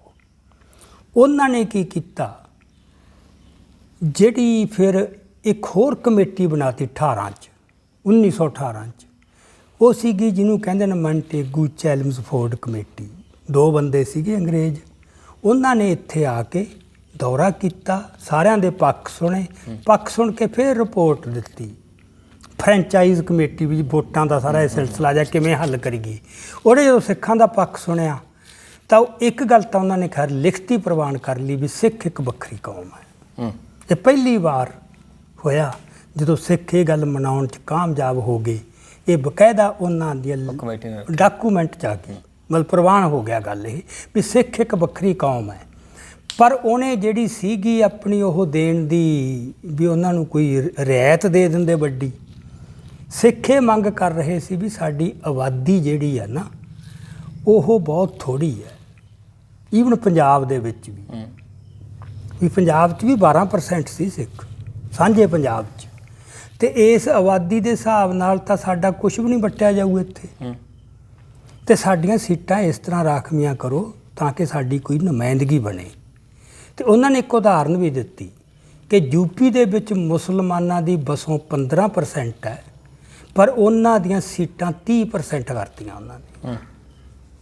ਉਹਨਾਂ ਨੇ ਮਨਵਾ ਲਈ ਆਪਦੀ ਵੀ ਇਸ ਤਰ੍ਹਾਂ ਤੁਸੀਂ ਸਾਡੀਆਂ ਕਿਉਂ ਨਹੀਂ ਵਧਾ ਸਕਦੇ।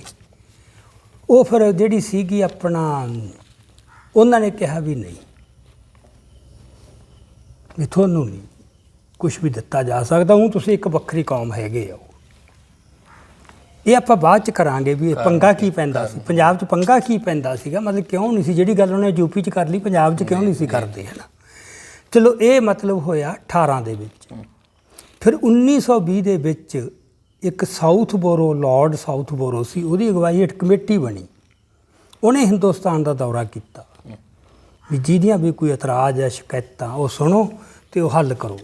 ਸਿੱਖਾਂ ਨੇ ਉੱਥੇ ਆਪਦਾ ਜ਼ੋਰ ਨਾ ਰੱਖਿਆ, ਪੱਖ ਜਿਹੜੇ ਕਹਿੰਦੇ ਨਾ ਸਿੱਖਾਂ ਨੇ ਆਪਦਾ ਪੱਖ ਨਹੀਂ ਰੱਖਿਆ। ਉੱਥੇ ਜਿੰਨੇ ਸਿੱਖਾਂ ਦੇ ਨੁਮਾਇੰਦੇ ਜਿਹੜੇ ਹੁੰਦੇ ਨਾ ਚੰਗੇ ਦਿਮਾਗ, ਜੀ, ਪੜ੍ਹ ਲਿਖ ਗਏ ਸੀ ਉਦੋਂ ਸਿੱਖ ਬਹੁਤ, ਉਹਨਾਂ ਨੇ ਕੋਈ ਕਸਰ ਨਹੀਂ ਛੱਡੀ ਆਪਦਾ ਪੱਖ ਪੇਸ਼ ਕਰਨ ਦੀ। ਪਰ ਉਹਨੇ ਜਦੋਂ ਆਪਦੀ ਰਿਪੋਰਟ ਦਿੱਤੀ ਸਾਊਥਬੋਰੋ ਕਮੇਟੀ ਨੇ, ਉਹਨਾਂ ਨੇ ਸਿਰਫ ਇੰਨੀ ਗੱਲ ਮੰਨੀ ਵੀ ਆਬਾਦੀ ਆ ਤੁਹਾਡੀ 12% ਅਤੇ ਤੁਸੀਂ ਐਂ ਕਰੋ 15% ਤੁਹਾਨੂੰ ਸੀਟਾਂ ਦੇ ਦਿੰਦੇ ਆ ਸਿਰਫ। ਹੁਣ 15% ਤਾਂ ਬਹੁਤ ਹੀ ਨਿਗੂਣੀ ਗੱਲ ਬਣਦੀ ਸੀ, ਜਦੋਂ ਕਿ ਸਿੱਖਾਂ ਦੀ ਗਿਣਤੀ 12% ਸੀ, ਪਰ ਇਹਨਾਂ ਦੀ ਵੋਟ ਸ਼ਕਤੀ 24% ਸੀ ਪੰਜਾਬ 'ਚ। ਕਿਉਂਕਿ ਵੋਟ ਸ਼ਕਤੀ ਜਿਹੜੀ ਹੈ ਉਹ ਪ੍ਰੋਪਰਟੀ ਅਤੇ ਐਜੂਕੇਸ਼ਨ ਦੇ ਨਾਲ ਬਣਦੀ ਸੀ, ਅਤੇ ਸਿੱਖਾਂ ਕੋਲੇ ਪ੍ਰੋਪਰਟੀ ਬਹੁਤ ਸੀ ਅਤੇ ਐਜੂਕੇਸ਼ਨ ਵੀ ਉਦੋਂ ਕਾਫੀ ਹੋ ਚੁੱਕੀ ਸੀ। ਸਿੱਖ ਇੱਕ ਖੁਸ਼ਹਾਲ ਭਾਈਚਾਰਾ ਬਣ ਚੁੱਕਿਆ ਸੀ ਮੁਸਲਮਾਨਾਂ ਦੇ ਮੁਕਾਬਲੇ। ਮੁਸਲਮਾਨ ਬਹੁਤ ਗਰੀਬ ਸੀਗੇ। ਸੋ ਇਹ ਪਰ ਉਹਨਾਂ ਨੇ ਕੀ ਕੀਤਾ, 15% ਤੋਂ ਵੀ ਅਸੀਂ ਵੱਧ ਨਹੀਂ। ਉਹ ਜਦੋਂ ਉਹ ਕਮੇਟੀ ਨਾ ਮੰਨੀ ਸਾਊਥਬੋਰੋ ਦੀ, ਫਿਰ ਇੱਕ ਇਹਨਾਂ ਨੇ ਹਾਈ ਪਾਵਰ ਡੈਲੀਗੇਸ਼ਨ ਸਿੱਖਾਂ ਦੇ ਜਿਹੜੇ ਐਨ ਚੁਣਵੇਂ ਦਿਮਾਗ ਹੈ ਉਹਨਾਂ ਦਾ ਇੰਗਲੈਂਡ ਭੇਜਿਆ ਵੀ ਉੱਥੇ ਜਾ ਕੇ ਹਾਲ ਪਾਰਿਆ ਕਰੋ ਪਬਲਿਕ ਅੱਗੇ। ਇਕੱਲੇ ਜਿਹੜਾ ਵੀ ਕੋਈ ਬੰਦੇ ਉਹਨਾਂ ਦੇ ਹੈਗੇ ਆ ਪ੍ਰੋਮੀਨੈਂਟ, ਉਹਨਾਂ ਨੂੰ ਮਿਲੋ ਵੀ ਅਸੀਂ ਤੁਹਾਡੇ ਵਾਸਤੇ ਕੀ ਕੁਛ ਕੀਤਾ। ਕਿਉਂਕਿ ਪਹਿਲੀ ਜੰਗ ਖਤਮ ਹੋ ਗਈ ਸੀ ਵੀ ਜੰਗ 'ਚ ਅਸੀਂ ਤੁਹਾਡੇ ਵਾਸਤੇ ਆਹ ਕੁਛ ਕੀਤਾ ਅਤੇ ਸਾਨੂੰ ਆਹ ਦਿੱਤਾ ਤੁਸੀਂ, ਮਤਲਬ ਉਹਦੇ ਇਬਦ ਦੇ ਵਿੱਚ। ਅਤੇ ਉੱਥੇ ਜਾ ਕੇ ਉਹ ਸੇਵਾ ਰਾਮ ਸਿੰਘ ਸੀਗਾ ਬਹੁਤ ਲਾਇਕ ਵਿਦਵਾਨ, ਉਹਦੀ ਅਗਵਾਈ ਹੇਠ ਉਹ ਕਮੇਟੀ ਗਈ। ਉਹਨਾਂ ਨੇ ਹਰ ਕੁੰਡਾ ਖੜਕਾਇਆ ਜਿੱਥੇ ਵੀ ਪਤਾ ਲੱਗ ਸਕਦਾ ਸੀ ਕਿਸੇ ਗੋਰੇ ਨੂੰ ਮਿਲ ਕੇ ਵੀ ਯਾਰ ਤੁਸੀਂ ਆਪਦੀ ਸਰਕਾਰ ਤੱਕ ਸਾਡੀ ਗੱਲ ਪਹੁੰਚਾਓ ਜੀ। ਉਹ ਕਹਿੰਦੇ ਨੇ ਮਤਲਬ ਸਾਰੇ ਲੋਕਾਂ ਦੀ ਹਮਦਰਦੀ ਉਹਨਾਂ ਨਾਲ ਸੀ, ਗੋਰਿਆਂ ਦੀ ਵੀ। ਠੀਕ ਹੈ ਯਾਰ, ਤੁਸੀਂ ਸਾਨੂੰ ਬਚਾ ਲਿਆ ਜੰਗ 'ਚ ਅਤੇ ਤੁਹਾਡਾ ਖਿਆਲ ਰੱਖਿਆ ਜਾਣਾ ਚਾਹੀਦਾ ਹੈ, ਪਰ ਫੈਸਲਾ ਤਾਂ ਸਰਕਾਰ ਨੇ ਕਰਨਾ ਸੀ ਨਾ, ਸਰਕਾਰ ਨੇ ਕੋਈ। ਬਸ ਇਹ ਇੱਕ ਟਰਨਿੰਗ ਪੁਆਇੰਟ ਆਇਆ ਜਿਹੜਾ ਸਮਝਣਾ ਸਾਡੇ ਵਾਸਤੇ ਬਹੁਤ ਜ਼ਰੂਰੀ ਹੈ। ਜਦੋਂ ਉੱਧਰੋਂ ਮੋਹ ਭੰਗ ਹੋਇਆ ਸਿੱਖਾਂ ਦਾ ਅੰਗਰੇਜ਼ਾਂ ਤੋਂ ਵੀ ਯਾਰ ਐਡੀ ਸਾਡੇ ਨਾਲ ਵਿਸ਼ਵਾਸਘਾਤ, ਉਹ ਜਦੋਂ ਹੋਇਆ ਅਤੇ ਫਿਰ ਉਹਨਾਂ ਨੇ ਲਕੀਰ ਖਿੱਚ ਲਈ ਵੀ ਹੁਣ ਤਾਂ ਸਾਡੀ ਇਹਨਾਂ ਨਾਲ ਲੜਾਈ ਹੈ। ਉੱਧਰੋਂ ਲਕੀਰ ਖਿੱਚ ਲਈ, ਇੱਧਰ ਹਿੰਦੂ ਨਾਲ ਕਰੰਗੜੀ ਪਾ ਲਈ, ਕਿਉਂਕਿ ਮੁਸਲਮਾਨ ਨਾਲ ਤਾਂ ਬਣ ਨਹੀਂ ਸਕਦਾ ਸੀ ਫਰੰਟ। ਸੋ ਇਹਨਾਂ ਨੇ ਫਿਰ ਆਹ ਇੱਕ ਟਰਨਿੰਗ ਪੁਆਇੰਟ ਬੜਾ ਕਸੂਤਾ ਆ ਗਿਆ ਜਿੱਥੇ ਆਪਦੀ ਕਿਸਮਤ ਹਿੰਦੂ ਨਾਲ ਜੋੜ ਲਈ ਅੰਗਰੇਜ਼ਾਂ ਖਿਲਾਫ ਲੜਨ ਵਾਸਤੇ। ਜਿੱਥੇ ਆਪਾਂ ਕਹਿੰਦੇ ਆ ਨਾ ਵੀ ਆਪਦੀ ਜਿਹੜੀ ਇੰਡੀਪੈਂਡੈਂਸ ਸੀਗੀ, ਇੱਕ ਸੁਤੰਤਰ ਸੋਚ ਅਤੇ ਪਹਿਲ ਕਦਮੀ, ਉਹ ਇੱਥੋਂ ਸ਼ੁਰੂ ਹੋਈ ਜਦੋਂ ਉੱਧਰੋਂ ਉਹਨਾਂ ਦਾ ਵਿਸ਼ਵਾਸ ਟੁੱਟਿਆ ਸਾਰਾ। ਸੋ ਇੱਥੋਂ ਫਿਰ ਇਹ ਚੱਲਿਆ ਮਤਲਬ ਸਿਲਸਿਲਾ। ਫਿਰ 1928 ਦੇ ਵਿੱਚ ਨਹਿਰੂ ਰਿਪੋਰਟ ਆਈ। ਨਹਿਰੂ ਰਿਪੋਰਟ ਇਹ ਸੀ ਵੀ ਹੁਣ ਆਪਾਂ ਆਪਦਾ ਸੰਵਿਧਾਨ ਦੱਸੀਏ ਸਾਡਾ ਕੀ ਹੋਊ। ਜਿਵੇਂ ਅੱਜ ਆਪਣੇ ਕਹਿ ਰਹੇ ਨਾ ਬੰਦੇ ਵੀ ਖਾਲਿਸਤਾਨ ਦੀਆਂ ਆਪਾਂ ਗੱਲਾਂ ਕਰੀ ਜਾਂਦੇ ਹਾਂ, ਯਾਰ ਤੁਸੀਂ ਲੋਕਾਂ ਨੂੰ ਉਹਦਾ ਕੋਈ ਨਕਸ਼ਾ ਤਾਂ ਦਿਓ ਨਾ ਵੀ ਕੀ ਹੋਊ ਭਲਾ ਹੋ। ਇਸ ਤਰ੍ਹਾਂ ਕਾਂਗਰਸ ਨੂੰ ਇਹ ਸਮੱਸਿਆ ਆ ਗਈ ਸੀ ਵੀ ਦੱਸੋ ਸਹੀ ਆਪਾਂ ਕਿਵੇਂ ਰੂਲ ਕਰਾਂਗੇ ਤਾਂ ਹੁਣ ਲੋਕ ਜੁੜਨਗੇ। ਉਹਨਾਂ ਨੇ ਫਿਰ ਜਿਹੜਾ ਪੰਡਿਤ ਨਹਿਰੂ ਸੀਗਾ ਆਪਣਾ ਦੂਜਾ ਮੋਤੀ ਲਾਲ ਨਹਿਰੂ, ਜਵਾਹਰ ਲਾਲ ਦਾ ਬਾਪ, ਉਹਦੀ ਅਗਵਾਈ ਹੇਠ ਕਮੇਟੀ ਬਣਾਈ। ਉਸ ਕਮੇਟੀ ਨੇ 1928 'ਚ ਉਹ ਰਿਪੋਰਟ ਸਬਮਿਟ ਕਰਤੀ। ਉਹ ਰਿਪੋਰਟ ਕੀ, ਉਹ ਸੰਵਿਧਾਨ ਦੀ ਰੂਪ ਰੇਖਾ ਵੀ ਸਾਡਾ ਸੰਵਿਧਾਨ ਆ।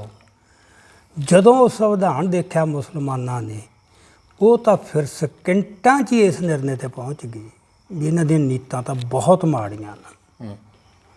ਇਹ ਤਾਂ ਗਲਬਾ ਪਾਉਣਾ ਚਾਹੁੰਦੇ ਆ, ਆਪਦੇ ਗਲਬੇ ਹੇਠ ਸਾਨੂੰ ਰੱਖਣਾ ਚਾਹੁੰਦੇ ਆ। ਬਸ ਉੱਥੋਂ ਉਹਨਾਂ ਦੀ ਜਿਹੜੀ ਵੱਖ ਹੋਣ ਵਾਲੀ ਗੱਲ ਉਹ ਸ਼ੁਰੂ ਹੋ ਗਈ ਵੀ ਹੁਣ ਇੱਥੇ ਤਾਂ ਲੜਨਾ ਹੀ ਪਊਗਾ। ਉਹਦੇ ਵਾਸਤੇ ਫਿਰ ਉਹ ਅੰਗਰੇਜ਼ਾਂ ਦੇ ਨਾਲ ਮਤਲਬ ਬਾਰ-ਬਾਰ ਨਾ ਅੰਗਰੇਜ਼ਾਂ ਨੂੰ ਮਿਲਣਾ, ਉੱਥੇ ਵਾਸਤੇ ਪਾਉਣੇ, ਅਤੇ ਅੰਗਰੇਜ਼ਾਂ ਨਾਲ ਉਹਨਾਂ ਦਾ ਕਾਫੀ ਸੋਹਣਾ ਰਾਬਤਾ ਬਣ ਗਿਆ। ਬੜੇ ਲਾਇਕ ਲੀਡਰ ਵੀ ਸੀ ਉਹਨਾਂ ਕੋਲ। ਅਤੇ ਜਿਹੜੀ ਨਹਿਰੂ ਰਿਪੋਰਟ ਹੈ ਉਹਦੇ 'ਚ ਸਿੱਖਾਂ ਦਾ ਕੁਛ ਵੀ ਨਹੀਂ ਸੀ ਵੀ ਇਹਨਾਂ ਨੂੰ ਕਿੰਨੇ %, ਇਹ ਸੰਵਿਧਾਨ 'ਚ ਇਹਨਾਂ ਦਾ ਕੀ ਹੋਊ ਭਲਾ। ਉਹ ਇਹਨਾਂ ਦੇ ਬੜੇ ਦਿਲ ਟੁੱਟੇ ਪਰ ਉਹ ਐਡੇ ਨਿਹੱਥੇ ਹੋ ਗਏ ਸੀ ਉਦੋਂ ਤੱਕ ਵੀ ਨਾ ਅੰਗਰੇਜ਼ ਸਾਡੇ ਰਹੇ, ਮੁਸਲਮਾਨ ਨਾਲ ਸਾਡਾ ਉਂਝ ਹੀ ਨਹੀਂ ਬਣਦਾ। ਤੇ ਇਹ ਹੁਣ ਕੀ ਕਰੀਏ? ਮਤਲਬ ਇਹ ਵੀ ਕਿਹਾ ਵੀ ਇਹਨੂੰ ਅੱਗ ਲਾਓ ਰਿਪੋਰਟ ਨੂੰ, ਇਹਨੂੰ ਉਹ ਕਰੋ, ਇਹਨੂੰ ਰੱਦੀ ਪਾੜ ਕੇ ਸੁੱਟ ਦਿਓ, ਸਭ ਕੁਝ ਕਰਕੇ ਅਖੀਰ ਨੂੰ ਠੀਕ ਹੈ ਜੀ ਕੁਛ ਨਹੀਂ। ਬੇਵਸ ਹੋ ਗਏ। ਹਾਂ, ਇਹ ਨਹੀਂ ਵੀ ਸਿੱਖ ਆਗੂਆਂ ਨੂੰ ਯਾਰ ਪਤਾ ਨਹੀਂ ਸੀ, ਪਤਾ ਸੀ ਪਰ ਬੇਵਸੀ ਬੜੀ ਸੀ। ਅੱਛਾ, ਹੁਣ ਪੰਜਾਬ ਦੇ ਵਿੱਚ ਜਿਹੜਾ ਪੰਗਾ ਪੈਂਦਾ ਸੀ, ਪੰਜਾਬ 'ਚ ਪੰਗਾ ਇਹ ਪੈਂਦਾ ਸੀ ਵੀ ਜਿਹੜੇ ਮੁਸਲਮਾਨ ਆ ਉਹ 50% ਬਸੋ ਸੀ ਤੇ ਅੰਗਰੇਜ਼ਾਂ ਨੇ ਉਹਨਾਂ ਨੂੰ ਕਮਿਊਨਲ ਅਵਾਰਡ ਜਿਹੜਾ 1932 'ਚ ਦਿੱਤਾ। 1932 'ਚ ਕਮਿਊਨਲ ਅਵਾਰਡ ਦੀ ਘੋਸ਼ਣਾ ਐਲਾਨ ਹੋ ਗਿਆ, ਜਿਹਦੇ 'ਚ ਇਹ ਸੀ ਵੀ ਅੱਡੋ ਅੱਡ ਹਿੱਸੇ ਆਲ ਇੰਡੀਆ ਪੱਧਰ 'ਤੇ ਵੀ ਤੇ ਇੱਥੇ ਪੰਜਾਬ 'ਚ ਵੀ। ਤੇ ਪੰਜਾਬ 'ਚ ਉਹਨਾਂ ਨੇ ਮੁਸਲਮਾਨਾਂ ਦੀ 50% ਬਸੋਂ ਸੀ, ਉਹਨਾਂ ਨੂੰ 51% ਸੀਟਾਂ ਦੇ ਦਿੱਤੀਆਂ ਰਾਖਵੀਆਂ, ਜਿਹਦਾ ਮਤਲਬ ਪੱਕੀ ਬਹੁ ਗਿਣਤੀ। ਹੁਣ ਸਿੱਖ ਵਾਸਤੇ ਬਹੁਤ ਔਖਾ ਸੀ ਵੀ ਹੁਣ ਮੁਸਲਮਾਨਾਂ ਦੇ ਗਲਬੇ ਹੇਠ ਰਹਾਂਗੇ ਅਸੀਂ। ਇਹ ਨਹੀਂ ਸੀ ਸਿੱਖਾਂ ਤੋਂ ਪ੍ਰਵਾਨ ਹੁੰਦੇ, ਜੇ ਹਿੰਦੂ ਨੂੰ ਨਹੀਂ ਸੀ ਦੇਖਿਆ ਉਹਨਾਂ ਨੇ, ਮੁਸਲਮਾਨ ਤਾਂ ਦੇਖ ਚੁੱਕੇ ਸੀ ਨਾ, ਐਡਾ ਇੱਕ ਇਤਿਹਾਸ ਪਿਆ ਸੀ, ਲਹੂ ਡੁੱਲਿਆ, ਉਹ ਸਭ ਕੁਝ ਤਾਜ਼ਾ ਸੀ ਅਜੇ ਵੀ ਇਹ ਨਹੀਂ ਅਸੀਂ ਆਪਦੇ ਪੰਜਾਬ 'ਚ ਅਸੀਂ ਮੁਸਲਿਮ ਗਲਬਾ। ਉਹਨਾਂ ਨੇ ਜੇ ਇਹਦੇ ਖਿਲਾਫ ਰੌਲਾ ਪਾਇਆ ਤੇ ਉਹਦੇ 'ਚ ਸਿੱਖਾਂ ਦੀ ਜਿਹੜੀ ਬਸੋਂ ਸੀ ਉਹ ਸੀਗੀ, ਪੰਜਾਬ ਦੇ ਵਿੱਚ ਸਿੱਖ ਸੀ 12%, ਹਿੰਦੂ 35% ਤੇ ਮੁਸਲਮਾਨ 50%। ਸਿੱਖ 12% ਸੀ ਪਰ ਵੋਟ ਸ਼ਕਤੀ 24% ਸੀ, ਠੀਕ ਹੈ ਨਾ, ਪਰ 15% ਸੀਟਾਂ ਤੋਂ ਵੱਧ ਇਹਨਾਂ ਨੂੰ ਦੇਣ ਨੂੰ ਤਿਆਰ ਨਹੀਂ ਸੀ ਉਹ। ਹੁਣ ਇੱਥੇ ਆਪਾਂ ਨੂੰ ਇਹ ਸਮਝਣ ਦੀ ਲੋੜ ਹੈ ਵੀ ਗੜਬੜ ਕੀ ਹੋਈ, ਕਿਉਂ ਫਸ ਗਿਆ ਕਿ ਇੱਥੇ ਪੇਚ ਐਡਾ ਵੱਡਾ। ਉਹਦੇ 'ਚ ਇਹ ਦੇਖੋ ਮੁਸਲਮਾਨਾਂ ਦੀ ਮੈਜੋਰਟੀ ਹੈ ਜੀ, ਉਹ ਉਹਨਾਂ ਦਾ ਉਹ ਦਾਅਵਾ ਬਣਦਾ ਵੀ ਜੇ ਪ੍ਰਿੰਸੀਪਲ ਇਹ ਬਣਾ ਲਿਆ ਆਬਾਦੀ ਦੇ ਹਿਸਾਬ ਨਾਲ ਨੁਮਾਇੰਦਗੀ, ਫਿਰ ਸਾਡਾ ਤਾਂ ਬਣਦਾ ਹੀ ਬਣਦਾ ਨਾ, ਅਸੀਂ ਇਹ ਕਿਉਂ ਛੱਡੀਏ।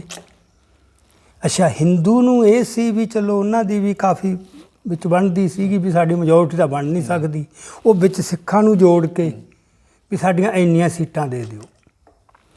ਜਿਹੜਾ ਸਿੱਖਾਂ ਦਾ ਵੱਖਰਾਪਣ ਸੀਗਾ ਵੀ ਸਿੱਖ ਇੱਕ ਵੱਖਰੀ ਕੌਮ ਜਿਹੜੀ ਮੌਂਟੇਗੂ ਚੈਲਮਸਫੋਰਡ ਰਿਪੋਰਟ 'ਚ ਪ੍ਰਵਾਨ ਕਰ ਲਈ, ਉਹਦਾ ਇੰਨਾ ਤਿੱਖਾ ਪ੍ਰਤੀਕਰਮ ਹੋਇਆ ਦੋਹਾਂ ਵੱਲੋਂ, ਹਿੰਦੂਆਂ ਵੱਲੋਂ ਵੀ ਸਿੱਖ ਤੇ ਮੁਸਲਮਾਨਾਂ ਵੱਲੋਂ ਬਹੁਤ ਤਿੱਖਾ ਪ੍ਰਤੀਕਰਮ ਵੀ ਇਹ ਨਹੀਂ ਸਾਨੂੰ ਕਬੂਲ। ਸੋ ਨਾ ਹਿੰਦੂ ਮੰਨਣ ਨੂੰ ਤਿਆਰ ਨਾ, ਹਾਂ, ਤੇ ਮੁਸਲਮਾਨ ਤਾਂ ਉਹ ਤਾਂ ਕਹਿੰਦੇ ਤੁਸੀਂ ਹੈ ਹੀ ਇਹੀ, ਤੁਹਾਡੇ ਅੱਡ ਹੈ ਹੀ ਕੁਛ ਨਹੀਂ। ਸੋ ਇੱਥੇ ਆ ਕੇ ਸਿੱਖਾਂ ਦੇ ਨਾਲ ਇਹ ਪ੍ਰੋਬਲਮ ਆ ਗਈ ਕਿ ਜੇ ਸਿੱਖਾਂ ਨੂੰ ਉਹ ਵੱਧ ਸੀਟਾਂ ਦਿੰਦੇ ਨੇ ਤਾਂ ਉਹ ਸੀਟਾਂ ਜਾਂ ਹਿੰਦੂਆਂ ਦੀਆਂ ਕੱਟੀਆਂ ਜਾਣੀਆਂ ਸੀ ਜਾਂ ਮੁਸਲਮਾਨ ਦੀਆਂ। ਹੁਣ ਮੁਸਲਮਾਨ ਦਾ 51% ਸੀਟਾਂ, ਜੇ ਉਹਦੀ 2% ਵੀ ਕੱਟ ਦਿਓ ਉਹ ਮਿਨੋਰਟੀ 'ਚ ਫੇਰ ਆਉਂਦਾ ਹੈ। ਉਹ ਆਪਦਾ ਉਹ ਛੱਡਣ ਨੂੰ ਤਿਆਰ ਨਹੀਂ ਵੀ ਜਦੋਂ ਸਾਡੀ ਗਿਣਤੀ ਹੈ, ਸਾਡੇ ਕੋਲ ਇੱਕ ਦਾਅਵਾ ਬਣਦਾ ਹੈ ਤੇ ਐਸੇ ਕਰਕੇ ਅਸੀਂ ਨਹੀਂ ਛੱਡਦੇ। ਉਹ ਨਹੀਂ ਛੱਡਦੇ ਸੀ, ਇੱਧਰੋਂ ਹਿੰਦੂ ਨਹੀਂ ਸੀ ਛੱਡਦੇ ਵੀ ਤੁਸੀਂ ਤਾਂ ਵੱਖਰੇ ਹੈ ਹੀ ਨਹੀਂ, ਇਹਦਾ ਤੁਹਾਡਾ ਦਾਅਵਾ ਹੀ ਗਲਤ ਹੈ। ਸੋ ਸਿੱਖ ਇੱਥੇ ਆ ਕੇ ਫਸ ਗਏ ਤੇ ਅੰਗਰੇਜ਼ ਕਹਿਣ ਵੀ ਹੁਣ ਅਸੀਂ ਕੀ ਕਰੀਏ ਵੀ ਦੂਜੇ ਥੋਥੋਂ ਵੱਡੇ ਭਾਈਚਾਰਿਆਂ ਨੂੰ ਥੋੜ੍ਹਾ ਨਾਰਾਜ਼ ਕਰ ਲਈਏ।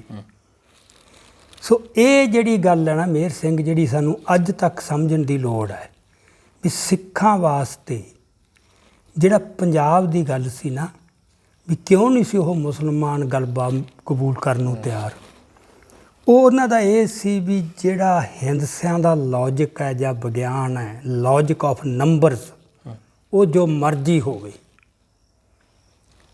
ਉਹਨਾਂ ਨੂੰ ਇਹ ਸੀ ਵੀ ਇਸ ਧਰਤੀ 'ਤੇ ਅਸੀਂ ਇੱਕ ਸਦੀ ਜ਼ੁਲਮ ਦੇ ਝੱਖੜਾਂ ਮੂਹਰੇ ਹਿੱਕਾਂ ਡਾਈਆਂ, ਠੀਕ ਹੈ ਨਾ, ਪੈਰ ਪੈਰ 'ਤੇ ਜਰੇ ਜਰੇ 'ਤੇ ਲਹੂ ਤੇ ਸ਼ਹੀਦੀਆਂ, ਥੋੜ੍ਹਾ ਚਿਰ ਨਹੀਂ, ਇੱਕ ਸਦੀ। ਹੁਣ ਉਹ ਗਿਣਤੀ ਦੇ ਹਿਸਾਬ ਨਾਲ ਦਾਅਵਾ ਕਰ ਰਹੇ ਨੇ, ਇਹਨਾਂ ਦੇ ਦਾਅਵੇ ਦਾ ਆਧਾਰ ਹੀ ਹੋਰ ਹੈ, ਉਹ ਕੋਈ ਮੰਨ ਨਹੀਂ ਰਿਹਾ। ਇਹ ਅੱਜ ਤੱਕ ਪ੍ਰੋਬਲਮ ਆ ਸਿੱਖਾਂ ਨੂੰ, ਅੱਜ ਤੱਕ। ਸੋ ਸੰਸਾਰ ਜਿਹੜਾ ਬਹੁਤ ਕਰਿਊਲ ਹੈ, ਉਹ ਜਾਂਦਾ ਨੰਬਰਸ ਦੇ ਪਿੱਛੇ, ਲੌਜਿਕ ਆਫ ਨੰਬਰਸ। ਹੁਣ ਸਿੱਖੇ ਗੱਲ ਕਿਵੇਂ ਸਮਝਾਉਣ ਵੀ ਸਾਡਾ ਪੰਜਾਬ 'ਤੇ ਦਾਅਵਾ ਭਲਾ ਕਿਉਂ ਹੈ, ਭਾਵੇਂ ਘੱਟ ਗਿਣਤੀ ਹੋਈ ਹੈ, ਕੁਛ ਹੋਈ ਹੈ, ਅਤੇ ਅਸੀਂ ਮੁਸਲਿਮ ਗਲਬਾ ਤਾਂ ਮੰਨਣਾ ਹੀ ਨਹੀਂ। ਦੈਟ ਵੇ ਕੋਈ ਵੀ ਗੱਲ ਬਾਣੀ ਮੰਨਣਾ ਜੋ ਸਿੱਖ ਦੇ ਅੰਦਰ ਪਿਆ ਜਜ਼ਬਾ ਅਸਲੀ ਜੋ ਸਿੱਖ ਦੇ ਵਿੱਚ ਆਪਾਂ ਕਹੀਏ ਉਹ ਹੈ ਵੀ ਉਹ ਗੁਰੂ ਸਾਹਿਬ ਨੇ ਪਾਤਸ਼ਾਹੀ ਬਖਸ਼ੀ ਹੈ, ਉਹਦੇ ਪਿੱਛੇ ਯਾਰ ਇੰਨੀਆਂ ਕੁਰਬਾਨੀਆਂ ਤੇ ਐਡੀਆਂ ਲੜਾਈਆਂ ਲੜੀਆਂ, ਹੋਰ ਕੀ ਸੀ, ਬਾਕੀ ਵੀ ਤਾਂ ਦੇਸ਼ ਬੈਠਾ ਹੀ ਸੀਗਾ ਨਾ। ਸੋ ਇਸ ਕਰਕੇ ਹੁਣ ਉਹ ਦਾਅਵਾ ਕਿਵੇਂ ਛੱਡਣ, ਤੇ ਦੂਜੇ ਅਗਲਿਆਂ ਕੋਲ ਨੰਬਰ ਹੈ, ਗਿਣਤੀ ਆ, ਉਹ ਕਿਉਂ ਛੱਡਣ।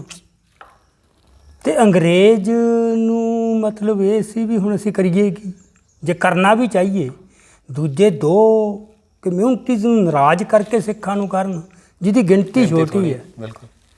ਸੋ ਸਿੱਖ ਦੀ ਜਿਹੜੀ ਹੈਗੀ ਹੈ ਨਾ ਸਾਰੀ ਪ੍ਰੋਬਲਮ ਉਹ ਇੱਥੇ ਪਈ ਹੈ। ਦੂਜੇ ਬੰਦਿਆਂ ਨੂੰ ਮਤਲਬ ਇਹ ਗੱਲ ਸਮਝ ਨਹੀਂ ਆਉਂਦੀ ਵੀ ਇਹਨਾਂ ਦੇ ਕਿਉਂ ਐਡਾ ਵੱਡਾ ਇਹ ਹੈਗਾ ਇਸ਼ੂ ਵੀ ਪੰਜਾਬ 'ਚ ਸਾਡੀ ਪਾਤਸ਼ਾਹੀ। ਇਹ ਤੁਸੀਂ 26 ਜਨਵਰੀ ਨੂੰ ਜੇ ਤੁਸੀਂ ਦੇਖੋ ਨਾ ਗੱਲਾਂ ਜੋ ਵਾਪਰੀਆਂ ਉਹਨਾਂ ਦੇ ਪਾਰ ਜਾ ਕੇ ਅੰਦਰ ਝਾਕ ਕੇ ਦੇਖੋ, ਜਿੱਦਾਂ ਦਿੱਲੀ ਚੱਲੋ ਦਾ ਨਾਰਾ ਆ ਗਿਆ 26 ਨਵੰਬਰ ਨੂੰ, ਇੱਕਦਮ ਉਛਾਲ ਐਡਾ ਕਿਉਂ ਆਇਆ, ਜਿਹਦਾ ਮਤਲਬ ਕਿਤੇ ਸਿੱਖ ਦੇ ਹਿਰਦੇ 'ਚ ਭਾਵੇਂ ਮੋਨਾ ਘੋਨਾ ਨਸ਼ੇੜੀ ਹੈ ਕੁਛ ਹੈ, ਇਹ ਸੀ ਵੀ ਦਿੱਲੀ ਨਾ ਹੁਣ ਦੇਖਣਾ ਦੋ ਹੱਥ, ਠੀਕ ਹੈ ਨਾ। ਸੋ ਗੱਲ ਉਹੀ ਪਈ ਹੈ ਵੀ ਯਾਰ ਇਹ ਪੰਜਾਬ 'ਤੇ ਅਸੀਂ ਕਿਸੇ ਗੈਰ ਦੀ ਅੱਖ ਨਹੀਂ। ਇਹ ਤਿੰਨ ਕਾਨੂੰਨਾਂ ਨੂੰ ਜਿਹੜੇ ਕਾਮਰੇਡ ਜਾਂ ਕਿਸਾਨ ਯੂਨੀਅਨ ਵਾਲੇ ਉਹ ਤਾਂ ਇੱਕ ਨਹਿਰੋ ਜਿਹੇ ਫਰੇਮਵਰਕ 'ਚ ਆਰਥਿਕ 'ਚ ਦੇਖਦੇ ਨੇ। ਜਿਹੜਾ ਸਿੱਖ ਹੈ ਉਹ ਇਕੱਲੇ ਆਰਥਿਕ ਨਹੀਂ ਦੇਖ ਰਿਹਾ, ਉਹ ਇਹਦੇ ਅਰਥ ਹੋਰ ਕਿਤੇ ਜਾ ਕੇ ਦੇਖ ਰਿਹਾ ਵੀ ਇਹ ਤਾਂ ਸਾਨੂੰ ਗੁਲਾਮ ਬਣਾਉਣ ਦਾ, ਜਿੱਥੇ ਹੋਣ ਦਾ ਸਵਾਲ ਜਾਂ ਆਪਣੀ ਆਜ਼ਾਦੀ ਦਾ, ਆਪਣੀ ਸਾਰੀ ਡਿਗਨਿਟੀ ਦਾ, ਸ਼ਾਨ ਦਾ ਉਹ ਸੀਗਾ। ਸੋ ਜਿਹਦੇ ਕਰਕੇ ਮਤਲਬ ਐਡਾ ਵੱਡਾ ਫਿਰ ਉਭਾਰ ਆਇਆ, ਕਿਵੇਂ ਉਹ ਬੈਰੀਕੇਡ ਭੰਨੇ। ਤੇ ਜਦੋਂ ਫਿਰ ਇਹ ਹੋ ਗਿਆ ਕਿ ਦਿੱਲੀ 'ਚ ਟਰੈਕਟਰ ਮਾਰਚ ਕਰਨਾ 26 ਜਨਵਰੀ ਨੂੰ, ਉਹ ਤੇ ਤਾਂ ਲੋੜ ਹੀ ਆ ਗਿਆ ਸੀ। ਮਤਲਬ ਕੋਈ ਸੋਚ ਵੀ ਨਹੀਂ ਸਕਦਾ ਸੀ ਇੰਨੇ ਟਰੈਕਟਰ ਤੇ ਐਡਾ ਜੋਸ਼ ਖਰੋਸ਼। ਹੁਣ ਉਸ ਸਿਚੁਏਸ਼ਨ ਨੇ ਸਰਕਾਰ ਨੂੰ ਵੀ ਭੈਭੀਤ ਕਰਤਾ ਵੀ ਇਹ ਤਾਂ ਛੇੜਾ ਵੱਡਾ ਛਿੜ ਗਿਆ ਇਹਨਾਂ 'ਚ ਤਾਂ ਉਹ ਜਾਗ ਪਈ। ਹੁਣ ਉਹੀ ਜੋ ਗੀਤ ਆ ਰਹੇ ਸੀ, ਜਿਵੇਂ ਬਘੇਲ ਸਿੰਘ ਦਾ ਬਾਰ-ਬਾਰ ਜ਼ਿਕਰ ਆ ਰਿਹਾ ਸੀ ਤੇ ਲਾਲ ਕਿਲ੍ਹੇ ਦਾ ਆ ਰਿਹਾ ਸੀ, ਤੇ ਉਹ ਬੀਜਾਂ ਹਿੱਕ ਤੇ ਚੜ੍ਹਨਾ ਜਾ ਕੇ ਜੋ ਭਾਸ਼ਾ ਸੀ, ਇਹ ਜੋ ਪ੍ਰਵਚਨ ਚੱਲ ਰਿਹਾ ਸੀ ਸਾਰਾ, ਉਹਦੇ ਵਿੱਚੋਂ ਉਹਨਾਂ ਨੂੰ ਲੱਗਿਆ ਵੀ ਇਹ ਤਾਂ ਗੱਲ ਕਸੂਤੀ, ਇਹ ਤਾਂ ਨਾਗ ਉੱਠ ਖੜਿਆ। ਸਰਕਾਰ ਡਰ ਗਈ, ਉਨੇ ਹੀ ਕਿਸਾਨ ਯੂਨੀਅਨਾਂ ਡਰ ਗਈਆਂ, ਕਿਉਂਕਿ ਕਿਸਾਨ ਯੂਨੀਅਨਾਂ ਦੀ ਮੈਜੋਰਟੀ ਲੈਫਟ ਹੈ ਤੇ ਲੈਫਟ ਤਾਂ ਹਿੰਦੁਸਤਾਨ ਦੇ ਹਾਕਮਾਂ ਨਾਲੋਂ ਵੀ ਵੱਧ ਜਿਹੜਾ ਹੈਗਾ ਸਿੱਖਾਂ ਦੀ ਆਜ਼ਾਦੀ ਦਾ ਜਾਂ ਪਾਤਸ਼ਾਹੀ ਦੇ ਦਾਅਵੇ ਦਾ, ਸਿੱਖ ਸੋਵਰਨਟੀ ਦਾ ਦੁਸ਼ਮਣ ਹੈ।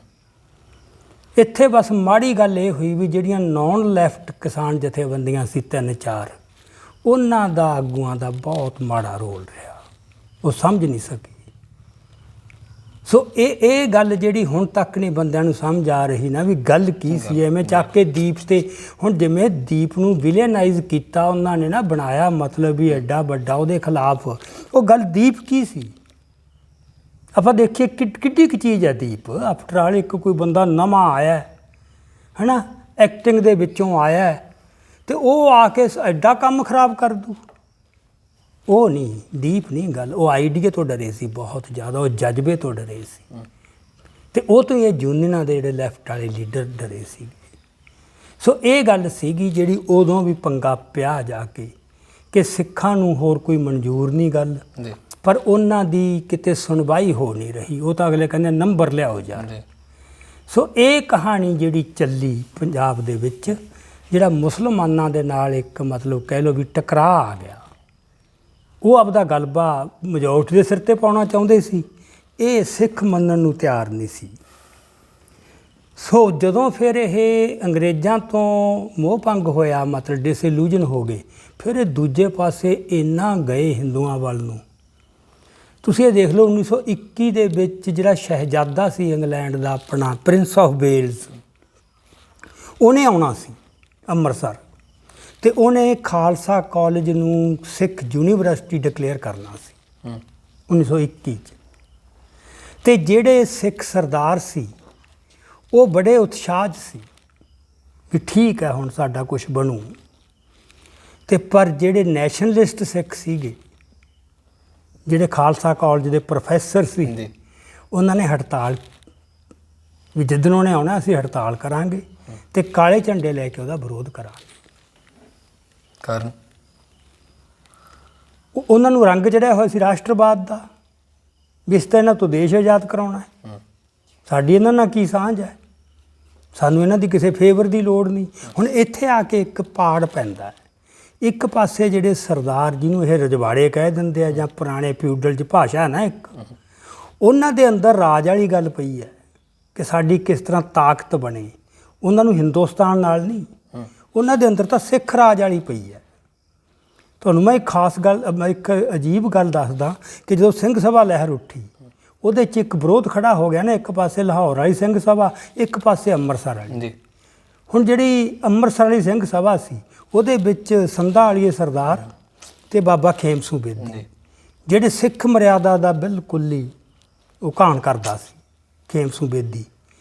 ਪਰ ਜਦੋਂ ਇਹ ਲੱਗਿਆ ਕਿ ਮਹਾਰਾਜਾ ਦਲੀਪ ਸਿੰਘ ਮੁੜ ਕੇ ਆ ਸਕਦਾ ਹੈ ਤੇ ਪੰਜਾਬ 'ਚੋਂ ਉਹਦੀ ਸਪੋਰਟ ਕਰੀਏ, ਉਸੇ ਖੇਮ ਸਿੰਘ ਬੇਦੀ ਨੇ ਕਿਹਾ ਮੇਰਾ 500 ਘੋੜ ਸਵਾਰ ਹਾਜ਼ਰ ਹੈ,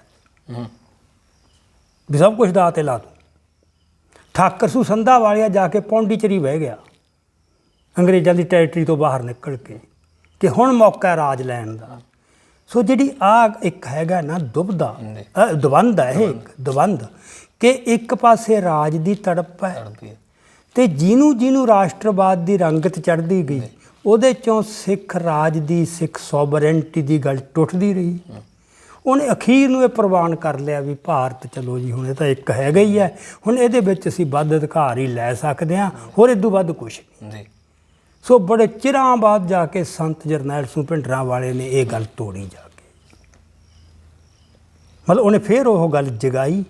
ਤੇ ਇਹ ਹੁਣ ਮਿਲੇ ਨਾ ਮਿਲੇ ਵੀ ਜਿਹੜਾ ਉਹ ਇੱਕ ਹੈਗੀ ਸੋਵਰੇਨਟੀ ਦੀ ਗੱਲ, ਇੱਥੇ ਆ ਕੇ ਸਿੱਖ ਜਿਹੜਾ ਨਾ, ਉਹਦੀ ਇਹ ਪ੍ਰੋਬਲਮ ਹੈ ਜਿਹੜੀ ਕਿਸੇ ਨੂੰ ਸਮਝ ਨਹੀਂ ਆਉਂਦੀ।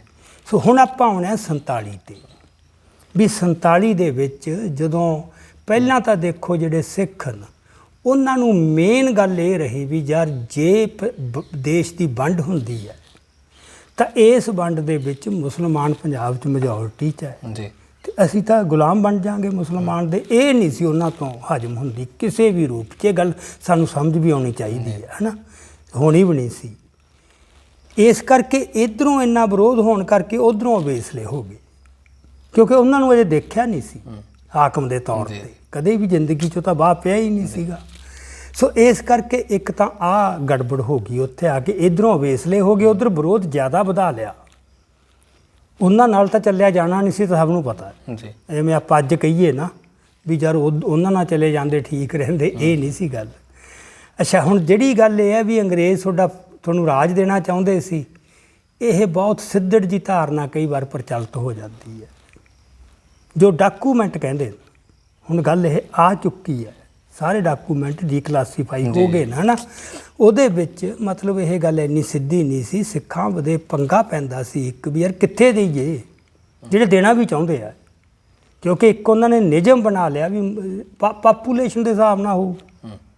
ਉਹ ਮੈਜੋਰਟੀ ਤਾਂ ਤਰਨਤਾਰਨ ਸ਼ਹਿਰ ਤੋਂ ਬਿਨਾਂ ਕਿਤੇ ਹੈ ਹੀ ਨਹੀਂ ਸੀ, ਸਾਰੇ ਪੰਜਾਬ 'ਚ ਕਿਤੇ ਮੈਜੋਰਟੀ ਨਹੀਂ ਸੀ ਸਿੱਖਾਂ ਦੀ।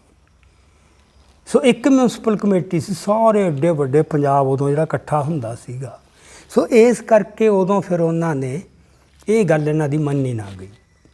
ਫਿਰ ਇਹ ਮਤਲਬ ਵੀ ਅਖੀਰ ਨੂੰ ਉਹਨਾਂ ਨਾਲ ਜਾ ਕੇ ਜੁੜਦੇ, ਫਿਰ ਉਹਨਾਂ ਨਾਲ ਇੰਨੇ ਜੁੜੇ, ਉਹ ਹੁਣ ਅੱਜ ਤੱਕ ਜਿਹੜਾ ਸਾਨੂੰ ਭੁਗਤਣਾ ਪੈ ਰਿਹਾ ਉਹ ਉਸ ਦਾ ਹੋ ਰਿਹਾ। ਮਤਲਬ ਜਿਹੜਾ ਇਹ ਨਾ ਵੀ ਸਿੱਖਾਂ ਕੋਲੇ ਯਾਰ ਇੱਕ ਰਾਹ ਸੀ, ਜੇ ਚਾਹੁੰਦੇ ਲੈ ਲੈਂਦੇ, ਉਹ ਰਾਹ ਇੰਨਾ ਸੌਖਾ ਹੈ ਨਹੀਂ ਸੀ। ਸਿੱਖਾਂ ਨੇ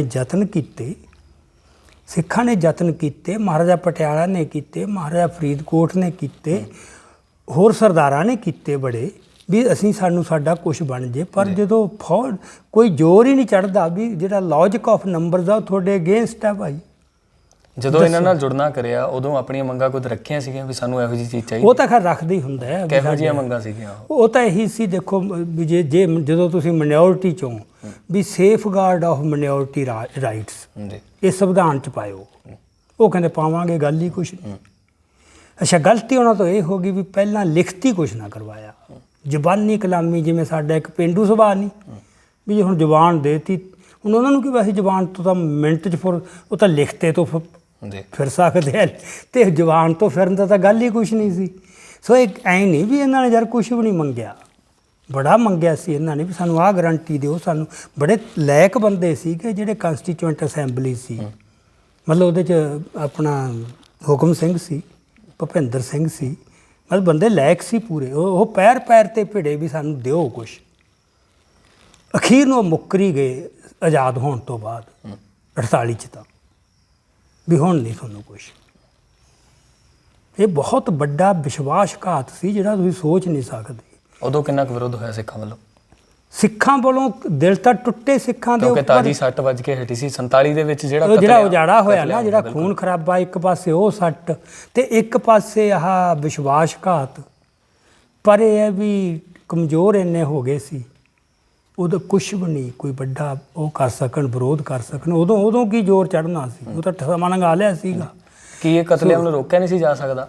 ਕਈ ਰਾਜਨੀਤਿਕ ਜਿਹੜੇ ਉਸ ਸਮੇਂ ਦੇ ਲੀਡਰ ਸੀਗੇ ਉਹਨਾਂ ਵੱਲੋਂ ਕੋਈ ਇਹੋ ਜਿਹੀ ਕਾਰਗੁਜ਼ਾਰੀ ਕਿਹੋ ਜਿਹੀ ਸੀ ਉਹਨਾਂ ਦੀ, ਤੇ ਉਹਨਾਂ ਨੇ ਕੋਈ ਇਹੋ ਜਿਹੇ ਕਾਰਜ ਕਰੇ ਕਿ ਇਸ ਕਤਲੇਆਮ ਨੂੰ ਕਿਸੇ ਨਾ ਕਿਸੇ ਤਰੀਕੇ ਰੋਕਿਆ ਜਾਵੇ? ਦੇਖੋ, ਉਹਦੇ ਵਿੱਚ ਜਿਹੜੀ ਸਮੱਸਿਆ ਮੈਂ ਪਹਿਲਾਂ ਵੀ ਗੱਲ ਕੀਤੀ ਹੈ ਨਾ, ਕਿ ਸਿੱਖਾਂ ਨੂੰ ਜਿਹੜੀ ਸਮੱਸਿਆ ਆ ਰਹੀ ਸੀ ਵੀ ਉਹਨਾਂ ਦੀ ਗਿਣਤੀ ਨਹੀਂ ਸੀ ਬਣਦੀ ਜੀ। ਹੁਣ ਗੱਲ ਇਹ ਹੈ ਵੀ ਕੀ ਗਿਣਤੀ ਬਣ ਸਕਦੀ ਸੀ ਕੋਈ? ਜੋ ਕਨਵੈਨਸ਼ਨਲ ਥਿੰਕਿੰਗ ਹੈ ਉਹਦੇ 'ਚ ਤਾਂ ਇਸ ਵੀ ਕੋਈ ਰਾਹ ਨਹੀਂ ਸੀ। ਪਰ ਨਹੀਂ, ਮੇਰੇ ਮੁਤਾਬਕ ਇਹ ਵੀ ਰਾਹ ਸੀ, ਪਰ ਉਸ ਮੌਕੇ ਕਿਸੇ ਨੂੰ ਔੜਿਆ ਨਾ। ਉਹ ਰਾਹ ਕੀ ਸੀ? ਉਹ ਰਾਹ ਇਹ ਸੀ ਵੀ ਜਿਹੜਾ ਸੈਂਟਰਲ ਪੰਜਾਬ ਹੈ, ਕੇਂਦਰੀ ਪੰਜਾਬ, ਰਾਵੀ ਤੋਂ ਲੈ ਕੇ ਘੱਗਰ ਤੱਕ, ਇਹ ਸਿੱਖਾਂ ਦਾ ਹੋਮਲੈਂਡ ਸੀ ਜੀ ਸਾਰਾ, ਜਿਸ 'ਚ ਲਾਹੌਰ ਵੀ ਹੈ ਤੇ ਅੰਬਾਲੇ ਤੱਕ ਜਾ ਰਿਹਾ ਹੁੰਦਾ, ਠੀਕ ਹੈ ਨਾ। ਤੇ ਇਸ ਦੇ ਵਿੱਚ ਜਿਹੜੀ ਸਿੱਖਾਂ ਦੀ ਵਸੋਂ ਹੈ ਟੋਟਲ ਪੰਜਾਬ 'ਚ 55 ਲੱਖ ਸੀ ਤੇ 37 ਲੱਖ ਇਸ ਕੇਂਦਰੀ ਪੰਜਾਬ 'ਚ ਸੀ। 22,500 ਕਿਲੋਮੀਟਰ ਇਹਦਾ ਖੇਤਰਫਲ ਸੀ। ਸੋ 70% ਸਿੱਖ ਪੰਜਾਬ ਦਾ ਉਹ ਇਸ ਖਿੱਤੇ 'ਚ ਸੀ ਜੀ। ਤੇ ਜੇ ਇਹ ਕਹਿ ਦਿੰਦੇ ਵੀ ਜੇ ਵੰਡ ਹੋਣੀ ਹੈ, ਫਿਰ ਤੁਸੀਂ ਇਸ ਤਰ੍ਹਾਂ ਕਰੋ ਵੀ ਜਿੰਨਾ ਵੀ ਸਿੱਖ ਕੇਂਦਰੀ ਪੰਜਾਬ ਤੋਂ ਬਾਹਰ ਬੈਠਾ ਹੈ ਉਹਨੂੰ ਇੱਥੇ ਲਿਆਓ। ਤੇ ਇੱਥੇ ਮੁਸਲਮਾਨ ਜਿਹੜਾ ਜਦੋਂ ਪਾਕਿਸਤਾਨ ਬਣ ਹੀ ਰਿਹਾ ਉਹਨਾਂ ਦਾ, ਉਹ ਪਾਕਿਸਤਾਨ ਚਲੇ ਜਾਣ। ਤੇ ਇਹਦੇ ਨਾਲ ਜਿਹੜਾ ਹਿੰਦੂ ਹੈ ਉਹਨੇ ਵੀ ਕਾਫੀ ਹੱਦ ਤੱਕ, ਜਿਹੜਾ ਪ੍ਰਕਾਸ਼ਟ ਹਿੰਦੂ ਸੀ, ਉਹਨੇ ਉੱਠ ਕੇ ਚਲੇ ਜਾਣਾ ਸੀਗਾ ਆਪਦੇ, ਹੈ ਨਾ। ਤੇ ਇਹਨਾਂ ਦਾ ਇਹ ਸੀ ਵੀ ਅੰਬਾਲਾ ਤੋਂ ਦਿੱਲੀ ਨਾਲ ਲਾਓ, ਮੇਰਠ, ਗੁੜਗਾਉਂ, ਇਹ ਜਿਹੜੇ ਇਲਾਕੇ ਨੇ ਪੰਜਾਬ ਦੇ ਕਦੇ ਵੀ ਨਹੀਂ ਸੀ। ਇਹ ਤਾਂ 1857 ਤੋਂ ਬਾਅਦ ਸਜ਼ਾ ਦੇਣ ਵਾਸਤੇ ਉਹਨਾਂ ਨੇ ਪੰਜਾਬ ਨਾਲ ਲਾਤੇ ਸੀਗੇ। ਇਹ ਕਦੇ ਵੀ ਪੰਜਾਬ ਦਾ ਹਿੱਸਾ ਨਹੀਂ ਸੀ ਵੀ ਉਹਨਾਂ ਨੂੰ ਤੁਸੀਂ ਦਿੱਲੀ ਨਾਲ ਜੋੜ ਦਿਓ। ਤੇ ਇੱਧਰ ਜਿਹੜਾ ਹੈਗੀ ਆਪਣੀ ਕੁਛ ਏਰੀਏ ਸਰਹੱਦ ਵੱਲ, ਆਪਣੇ ਮੁਲਤਾਨ ਵੱਲ, ਉਹ ਸਾਡੇ ਨਾਲ ਜੋੜ ਦਿਓ ਹੋਰ। ਤੇ ਇਹ ਕੇਂਦਰੀ ਪੰਜਾਬ ਇਹੋ ਜਿਹਾ ਬਣਾ ਦਿਓ, ਉਸ ਦੇ ਵਿੱਚ ਫਿਰ ਸਿੱਖਾਂ ਦੀ ਜਿਹੜੀ ਗਿਣਤੀ ਹੈ ਨਾ ਉਹ 70% ਬਣਦੀ ਸੀ ਜੇ ਇਹ ਤਬਾਦਲਾ ਆਬਾਦੀ ਦਾ ਇਸ ਤਰ੍ਹਾਂ ਹੋ ਜਾਂਦਾ। ਸੋ ਇਹ ਮਸਲਾ ਹੱਲ ਸੀ। ਰਹਿ ਗਿਆ ਨਾ ਤੁਹਾਨੂੰ ਕਿੱਥੇ ਦੇਈਏ, ਵੀ ਸਾਡਾ ਇੱਕ ਹੋਮਲੈਂਡ ਹੈ ਜਿੱਥੇ ਅਸੀਂ ਇੰਨਾ, ਉਹਦਾ ਦਾਅਵਾ ਬਣਦਾ ਸੀ, ਸਿੱਖਾਂ ਕੋਲੇ ਦਲੀਲ ਵੀ ਸੀ। ਤੇ ਪਰ ਉਦੋਂ ਨਾ ਉਹ ਕਹਿਲ ਨਾ ਕਰ ਸਕੇ ਵੀ ਕੀ ਐਂ ਵੀ ਹੋ ਜਾਂਦਾ ਕਿਤੇ ਬਿਨਾਂ ਖੂਨ ਖਰਾਬੇ ਤੋਂ ਜਿਹੜੀ ਵਸੋਂ ਹੈ ਉਹਦਾ ਐਂ ਤਬਾਦਲਾ ਹੋ ਜੇ। ਉਹ ਮੈਂ ਹੁਣ ਪੜ੍ਹਿਆ ਜਾਂ ਬਾਅਦ ਦੇ ਵਿੱਚ ਮਾਸਟਰ ਨੂੰ ਵੀ ਲੱਗਿਆ ਵੀ ਨਹੀਂ ਯਾਰ, ਇਤਿਹਾਸ ਦੇ ਵਿੱਚ ਉਹਦੇ ਪਹਿਲਾਂ ਪ੍ਰੈਸੀਡੈਂਟ ਉਦਾਹਰਨਾਂ ਪਈਆਂ। ਪਹਿਲੀ ਸੰਸਾਰ ਜੰਗ ਤੋਂ ਬਾਅਦ ਜਿਹੜਾ ਟਰਕੀ ਤੇ ਗਰੀਸ ਹੈ ਉਹਨਾਂ 'ਚ ਜੰਗ ਛਿੜਪੀ 21 ਤੋਂ ਲੈ ਕੇ 23 ਤੱਕ। ਚਲੋ 23 'ਚੋਂ ਜੰਗ ਖਤਮ ਹੋ ਗਈ ਤੇ ਉਹਨਾਂ ਦੇ ਇੱਕ ਦੂਜੇ ਜਿਹੜੇ ਬਹੁਤ ਸਾਰੇ ਟਰਕਸ਼ ਸੀਗੇ ਉਹ ਗਰੀਸ 'ਚ ਬੈਠੇ ਸੀ, ਜਿਹੜੇ ਗਰੀਸ ਸੀ ਉਹ ਟਰਕੀ ਦੇ ਵਿੱਚ ਸੀ, ਵਿੱਚ ਸਮੁੰਦਰੀ ਸੀ, ਉਹਨਾਂ ਲੱਖਾਂ ਦੀ ਗਿਣਤੀ ਸੀਗੇ। ਤੇ ਉਹ ਜਦੋਂ ਫਿਰ ਜੰਗ ਛਿੜਪੀ ਤਾਂ ਭਾਜੜ ਪੈ ਗਈ। ਉਦੋਂ ਉਹਨਾਂ ਦੇ ਬੰਦੇ ਕੁਛ ਮਰੇ, ਲੁੱਟੇ ਗਏ, ਉਹ ਜ਼ਰਾ ਜੋ ਕੁਛ ਹੁੰਦਾ। ਫਿਰ ਉਹਨਾਂ ਨੇ ਕੀ ਕੀਤਾ, ਜਿਹੜੀ ਸਾਡੇ ਵਾਸਤੇ ਦੇਖਣ ਵਾਲੀ ਗੱਲ ਹੈ, ਕਿ ਇੱਕ ਬੰਦਾ ਜਿਹਨੇ ਪਹਿਲਾਂ ਰੂਸ ਦੇ ਵਿੱਚ ਵੀ ਰਿਫਿਊਜੀਆਂ ਦਾ ਮਸਲਾ ਹੱਲ ਕੀਤਾ ਸੀ ਤੇ ਟਰਕੀ ਤੇ ਗਰੀਸ ਦੀ ਜੰਗ 'ਚ ਸੁਲ੍ਹਾ ਕਰਵਾਉਣ ਦਾ ਰੋਲ ਅਦਾ ਕੀਤਾ ਸੀਗਾ, ਉਹ ਸੀਗਾ ਬੰਦਾ ਨੈਨਸਨ ਕੋਈ। ਉਹਨੇ ਪ੍ਰਪੋਜ਼ਲ ਲਿਆਂਦੀ ਵੀ ਯਾਰ ਇਹਨੂੰ ਬੰਦ ਕਰੋ, ਮਾਰ ਧਾੜ, ਇਹ ਦੋਹਾਂ ਨੂੰ ਆਪਾਂ ਜਿਹੜਾ ਤਬਾਦਲਾ ਕਰਨਾ ਇਹਨਾਂ ਦੀ ਵਸੋਂ ਦਾ ਉਹ ਪੀਸਫੁਲੀ ਤੇ ਇੰਟਰਨੈਸ਼ਨਲ ਨਿਗਰਾਨੀ ਹੇਠ ਕਰੀਏ। ਉਹ ਬੰਦੇ ਦਾ ਉਹ ਤਜਰਬਾ ਬਹੁਤ ਸੀ। ਉਹਨੂੰ ਫਿਰ ਜਿਹੜੀ ਲੀਗ ਆਫ ਨੇਸ਼ਨਸ ਬਣੀ ਪਹਿਲੀ ਸੰਸਾਰ ਜੰਗ ਤੋਂ ਬਾਅਦ, ਉਹਨਾਂ ਨੇ ਉਹਨੂੰ ਹਾਈ ਕਮਿਸ਼ਨਰ ਫਾਰ ਰਿਫਿਊਜੀਜ਼ ਬਣਾਇਆ ਸੀ।